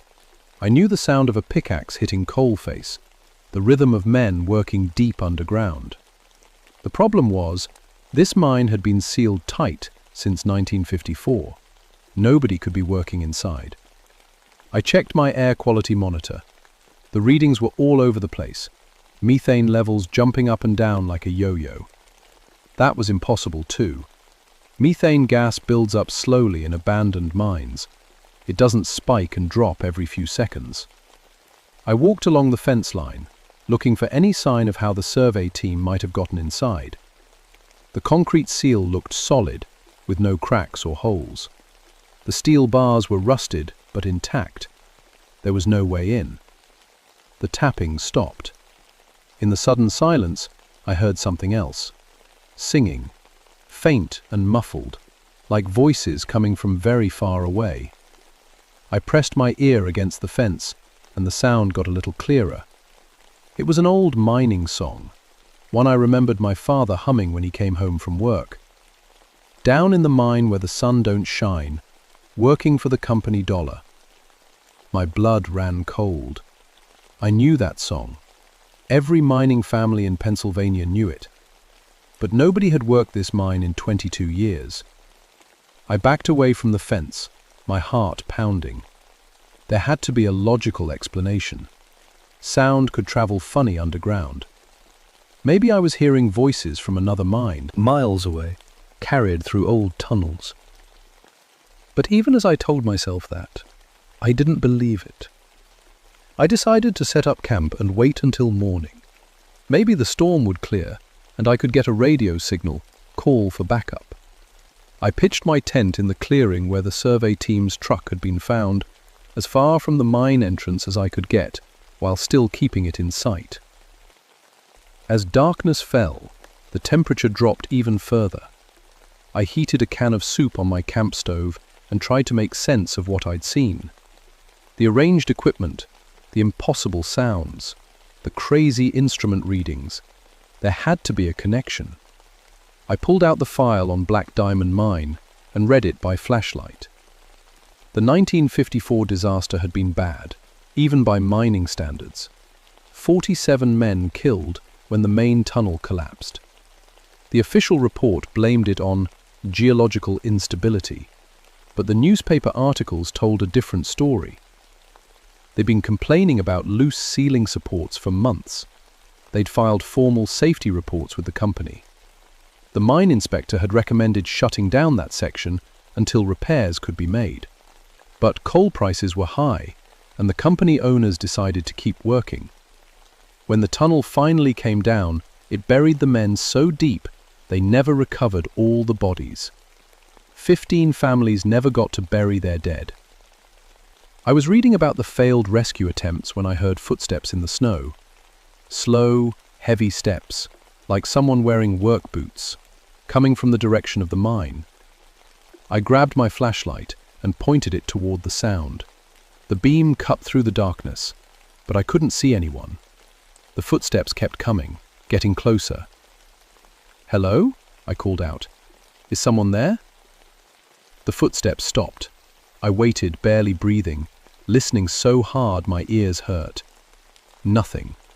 Just the wind through the bare trees and the soft patter of snow hitting my tent. Then I saw the light. It was small and yellow, bobbing through the trees like someone carrying a lantern, or a miner's helmet lamp. It moved in the jerky, swaying way lights do when someone's walking over rough ground. I watched it come closer, my mouth dry with fear. When it was about 50 feet away, I called out again. "Hey, over here!" The light stopped moving. It hung there in the darkness, perfectly still, pointed right at me. I could feel whoever was holding it staring at me, though I couldn't see anything except that yellow glow. We stayed like that for what felt like an hour, but was probably only a few seconds. Then the light turned and started moving away, back toward the mine. I should have followed it. That would have been the smart thing to do. Find out who was out there, make sure they were okay in the storm. But something kept me frozen in place. Something about the way that light moved, too smooth and steady, like it was floating instead of being carried. The light disappeared into the trees near the mine entrance. A few seconds later, I heard the tapping sound again, metal on rock, steady and rhythmic. I spent the rest of the night huddled in my sleeping bag, listening to that impossible sound and trying to convince myself I was imagining things. But when morning came and I crawled out of my tent, I found fresh footprints in the snow. Boot prints, leading from the mine entrance to where I'd seen the light. But here's what made my skin crawl. The prints went right up to where the light had stopped, then just disappeared. No return tracks, nothing. Like whoever made them had simply vanished into thin air. I spent the morning trying to explain away what I'd seen. The footprints could have been old ones, covered and uncovered by the shifting snow. The light could have been a reflection, maybe sunlight bouncing off a piece of broken glass in the trees. The sounds from the mine could have been settling timbers or water moving through old pipes. But I didn't believe any of it. Radioed the Forest Service office, but the storm was still interfering with signals. All I got was static and broken fragments of conversation from truckers on the interstate 50 miles away. I was on my own until the weather cleared. Environmental survey first, mysterious lights and phantom miners second. I set up my equipment and started taking soil samples around the mine site. The readings were all wrong. Coefficients joule levels in the soil were through the roof, like the mine was actively producing coal debris. But that was impossible. The mine had been sealed for over 20 years. Any coal dust should have washed away or been covered by new soil. I collected a dozen different spots, thinking my equipment was malfunctioning. But every reading was the same. Fresh coal dust, lots of it, like someone had been dumping it on the ground. That's when I found the lunch pail. It was sitting on a tree stump about 30 feet from the mine entrance, like someone had just set it down for a break. A black metal lunchbox, old-fashioned style, with J. Kowalski scratched into the lid. While metal was rusted, but not completely corroded. And when I opened it, I found a thermos of coffee that was still warm. My hands were shaking as I unscrewed the thermos cap. The coffee smelled fresh, like it had been poured that morning. But that was impossible. The mine had been abandoned since 1954. Even if someone had been here recently, who would bring an antique lunch pail and leave it sitting on a stump in a snowstorm? I was still staring at the lunch pail when I heard the voice. "Hey, you okay out there?" I spun around and saw a man trudging through the snow toward me. He was wearing a Forest Service uniform and carrying a backpack full of equipment. Medium height, stocky build, with grey hair under his ranger hat. "Frank Kowalski," he said, extending a gloved hand. "Mine safety inspector. Got word. There might be trouble out here." I shook his hand, relief flooding through me. I wasn't alone anymore. "Margaret Steelwater, how did you get here? The roads are barely passable." "Deportation," he said, pointing toward the trees. "Figured you might need backup after that survey team went missing. Any sign of them?" I showed him the arranged equipment spelling out, "Remember us," and told him about the sounds from the mine. I didn't mention the light or the footprints. I wanted to see if he experienced anything strange on his own. Frank examined the lunch pail with interest. "Kowalski," he said, reading the name. "That's Polish. A lot of Polish miners worked these mountains back in the day." He looked at me with raised eyebrows. "Including me. My grandfather worked this very mine." "When did he die?" I asked. 1954, Frank said quietly, "in the cave-in." We stared at each other for a moment, the implications sinking in. Frank's grandfather's lunch pail, sitting here in the snow after 22 years, still warm. "Mine seal," Frank said. "Make sure nobody's found a way inside." We walked to the entrance together. Frank ran his hands along the concrete, looking for cracks or weak spots. The seal looked solid, but when he pressed his ear against it, his expression changed. "Listen," he whispered. "Bathrooms." I put my ear to the concrete. The sound was clearer here, rhythmic tapping, like multiple pickaxes working at once.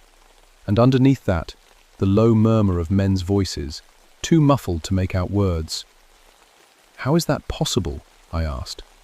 Before Frank could answer, we heard a grinding sound from somewhere deep inside the mine, like heavy machinery starting up, or massive stone blocks shifting position. Polarization, the ground under our feet began to vibrate. "Get back!" Frank yelled, grabbing my arm. We stumbled away from the entrance just as a section of ground about 10 feet to our left suddenly collapsed. It opened up like a sinkhole, revealing a perfectly round shaft leading down into darkness.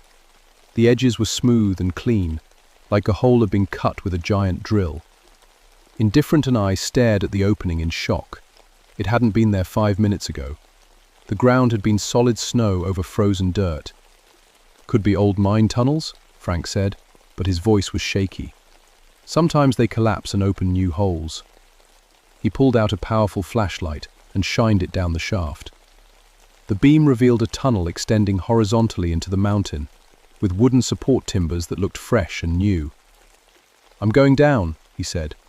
"That's crazy. It could collapse again. Someone might be trapped down there. It's my job." Before I could stop him, Frank was lowering himself into the hole. He had a rope and climbing gear. Mine safety inspectors always came prepared for underground emergencies. I watched his helmet light disappear into the tunnel. "Everything looks stable," his voice echoed up from below. "The timbers are in good shape, better than they should be after 20 years. Unprotected, lost sight of his light as he moved deeper into the tunnel. For several minutes I could hear him moving around down there, testing the air, checking the walls. Then he started screaming, "Get me out of here! Get me out!" I heard the sound of running footsteps, then a tremendous crash, like heavy beams falling. Frank's voice was cut off abruptly. "But Frank! Frank!" No answer. My own rope and climbed down into the shaft. The tunnel was darker than anything I'd ever experienced. My flashlight beam seemed to get swallowed up by the blackness. The air smelled like coal dust and something else, something rotten and old. Confiscated Frank about 50 feet into the tunnel. He was unconscious, pinned under a fallen support beam. Both his legs were bent at wrong angles. Fresh blood pooled around his head. But here's what really scared me. The beam that had fallen on him was brand new. The wood was fresh cut, still oozing sap, and carved into the timber in neat block letters were the words, "Remember us," or "Join us." I managed to drag Frank back to the shaft opening, but there was no way I could get him up the rope with 2 broken legs. He was in and out of consciousness, mumbling about lights moving through solid rock and voices calling his grandfather's name. I climbed back up and radioed for help, finally getting a weak signal through to the Forest Service. The rescue helicopter couldn't fly in the storm, but they promised to send a snowmobile team as soon as possible. 6 hours minimum. Frank and I were on our own. I made him as comfortable as I could with blankets and pain medication from my first aid kit. While I worked, he told me what he'd seen in the tunnel. They were there, he whispered. All of them. 47 miners, still working. I could see their helmet lights moving along the walls. When they turned around, he shuddered. Their faces were all wrong, like they'd been crushed and put back together. It was just hallucinations from the head injury, I said, but my voice didn't sound convinced. No, they spoke to me. Said they've been waiting for someone from the company to come back. Someone to pay for what happened. You don't work for the mining company, Frank. Neither do I. Doesn't matter. We work for the government now. The government that let the company get away with murder. They want justice, Margaret. They want someone to remember their names and tell the world what really happened here. As if responding to his words, the tapping sounds from the mine got louder, and for the first time, I could make out individual voices in the murmur. Men calling out names. John Kowalski, Mike Wojcik, Tony Castellano, Pete Novak. The names of the dead, I realized. They were calling roll, the way miners did at the start of each shift. Around the mine entrance started dropping. Not just cold. This was an unnatural chill that cut through my heavy coat like it was made of paper. My breath came out in thick clouds, and frost began forming on the metal fence. That's when I saw them. They came out of the mine entrance like shadows becoming solid. 47 figures in old-fashioned mining clothes, carrying lunch pails and pickaxes. Their helmet lights cast crazy dancing shadows on the snow. Clinging, depending their faces clearly, but I could tell something was wrong with them. They moved too stiffly, like their bones were broken and healed wrong. Coal dust fell from their clothes with every step, leaving black trails in the white snow. They formed a circle around the shaft where Frank was lying. Their leader, a tall man with foreman stitched on his jacket, stepped forward. "You know why we're here," he said. His voice sounded like rocks grinding together. "The cave-in," I whispered. "You want people to know it wasn't an accident." 47 good men died because the company chose profit over safety. The government inspector was paid to look the other way. The newspapers printed lies about geological instability. The foreman's helmet light flickered as he spoke. "We've been waiting 22 years for someone to tell the truth." "What about the survey team?" "They ran, like all the others who came before. But you're different. You understand what it means to lose family to corporate greed." He was right. I did understand. The same companies that had killed these men had killed my father and uncles. They were still out there, cutting corners and buying off inspectors, and hiding behind lawyers when people died. "What do you want from me?" "Familiarity. Build a memorial. Tell our story. Put our names on the record so our families know we didn't die for nothing." The foreman gestured to the other miners. "Do this, and we'll rest. Refuse, and you'll stay here with us. Forever." The circle of miners stepped closer. I could see their faces now in the helmet lights. Crushed skulls, broken jaws, eyes full of coal dust and rage. They'd been trapped underground for over 20 years, forgotten by everyone except their families. But something about their demand bothered me. No, why haven't you done this before? Other people have been here. Government inspectors, surveyors, hunters. Why wait for me?" Beform's shattered face twisted into what might have been a smile. "Because you have the power to make them listen. You work for the Forest Service. You can make this an official memorial site. You can get the real story in the government records." He was right again. As the lead environmental engineer on this project, my recommendations would carry weight. If I said this site needed to be a memorial instead of a park, they'd listen. "There's more," Frank whispered from the shaft. "Tell her about the others." Foreman's helmet light swung toward Frank, then back to me. "He's right. We're not the only ones. Every mining disaster in these mountains has left spirits behind. Dozens of sites, hundreds of dead miners, all waiting for someone to tell their stories. Roofing became a cold wind.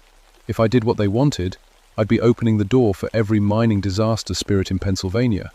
Every covered-up accident, every safety violation that led to deaths, every family that never got justice. If I didn't. Miners stepped closer, their pickaxes gleaming in the helmet lights. The temperature dropped another 10 degrees. Frost began forming on my eyelashes. "Choose," the foreman said. I looked down at Frank, bleeding and broken. I thought about my father, crushed under tons of rock because his bosses cared more about coal than human lives. I thought about 47 families who'd never learned the real reason their husbands and sons died. "I'll do it," I said. "I'll build your memorial and tell your story. All of your stories." The foreman nodded slowly. "Then our work here is finished." The less the miners began to fade, becoming transparent, then just wisps of coal dust blowing in the wind. As they disappeared, the unnatural cold lifted. The tapping sounds from the mine stopped. Conflicting, the foreman was the last to go. "Rorska us," he said, and then he was gone. Rescue team found us 2 hours later. They airlifted Frank to the hospital in Pittsburgh, where he eventually recovered, though he still walks with a cane. He never talked publicly about what we experienced at Black Diamond Mine, but he backed up every word of my official report. I recommended that the site be developed as the Black Diamond Memorial Park, with a monument listing all 47 names of the miners who died in 1954. I also recommended a full investigation into the original disaster. The investigation took 6 months. What they found was worse than I'd expected. The mining company executives had known about the safety problems for over a year. They had engineers' reports recommending immediate repairs to the tunnel supports. They had workers' complaints documented in company files. They even had a memo from the mine foreman, the same man whose spirit had spoken to me, warning that the tunnel would collapse if they didn't stop production and fix the ceiling. Nevertheless, the company chose to keep mining. Coal prices were at a 15-year high, and they didn't want to lose production time. When the tunnel finally collapsed, they destroyed all the safety reports and paid the government inspector to blame geological instability. None of the executives were still alive to face charges, but the families of the dead miners finally got their answers. More importantly, the evidence we found led to new federal mine safety regulations that have saved hundreds of lives over the past 30 years. The Black Diamond Memorial was dedicated on the 23rd anniversary of the Black disaster. 15 families who had never been able to bury their dead finally had a place to grieve. The monument lists every name, along with the words, "They died not from nature's violence, but from corporate greed. Remember them and honor their sacrifice by demanding better." At Black Diamond was just the beginning. Suppressing, word spread through the mining communities about what we'd found. Families started coming forward with their own stories of covered-up disasters, safety violations, and loved ones who died in accidents that weren't accidents at all. I've spent the last 5 years investigating mining disasters across Pennsylvania, West Virginia, and Kentucky. Each site tells the same story. Companies that put profits before people, government inspectors who looked the other way, and families who never got the truth about how their loved ones died. When the investigation gets close to the truth, I hear them. The tapping of pickaxes, the voices of dead miners calling out their names, the spirits of men who died for someone else's greed, still waiting for justice. I've learned that the dead don't rest easy when they're forgotten. They don't rest easy when their deaths are covered up or explained away or blamed on things beyond human control. They stay active, waiting for someone to care enough to dig up the truth. Frank and I are that someone. We've become unofficial advocates for mining disaster families, using our government positions to force investigations and demand accountability. It's dangerous work. Mining companies have long memories and deep pockets. But every time I'm tempted to quit, I remember the foreman's words. remember us. The spirits at Black Diamond Mine have been quiet since the memorial was built. But on February nights when the wind is strong, hikers sometimes report hearing singing from deep inside the mountain. Old mining songs, sung by voices that echo with satisfaction and peace. They're at rest now, but there are dozens of other sites where the dead are still waiting, still tapping on rock with phantom pickaxes, still calling out the names of their fellow miners, still waiting for someone to remember them and tell their stories. My name is Margaret Steelwater, and I've been a park ranger for 16 years. I work in the mountains of Appalachia, where the dead don't rest easy and the living still fight for justice. And I've learned that sometimes the only way to put the past to rest is to dig it up and force the world to look at it, even when it's buried under tons of rock and 20 years of lies, even when it's guarded by the angry spirits of men who died before their time, even when remembering the truth means facing the uncomfortable fact that some tragedies aren't acts of God or nature, they're acts of greed and negligence, and the simple, terrible decision to value money more than human life. The mountains remember every scar we carve into them, and the dead remember every promise we break. Remember them, honor their sacrifice, and demand better from those who hold our lives in their hands. Because if we don't, they'll keep tapping on stone and calling out names until someone finally listens.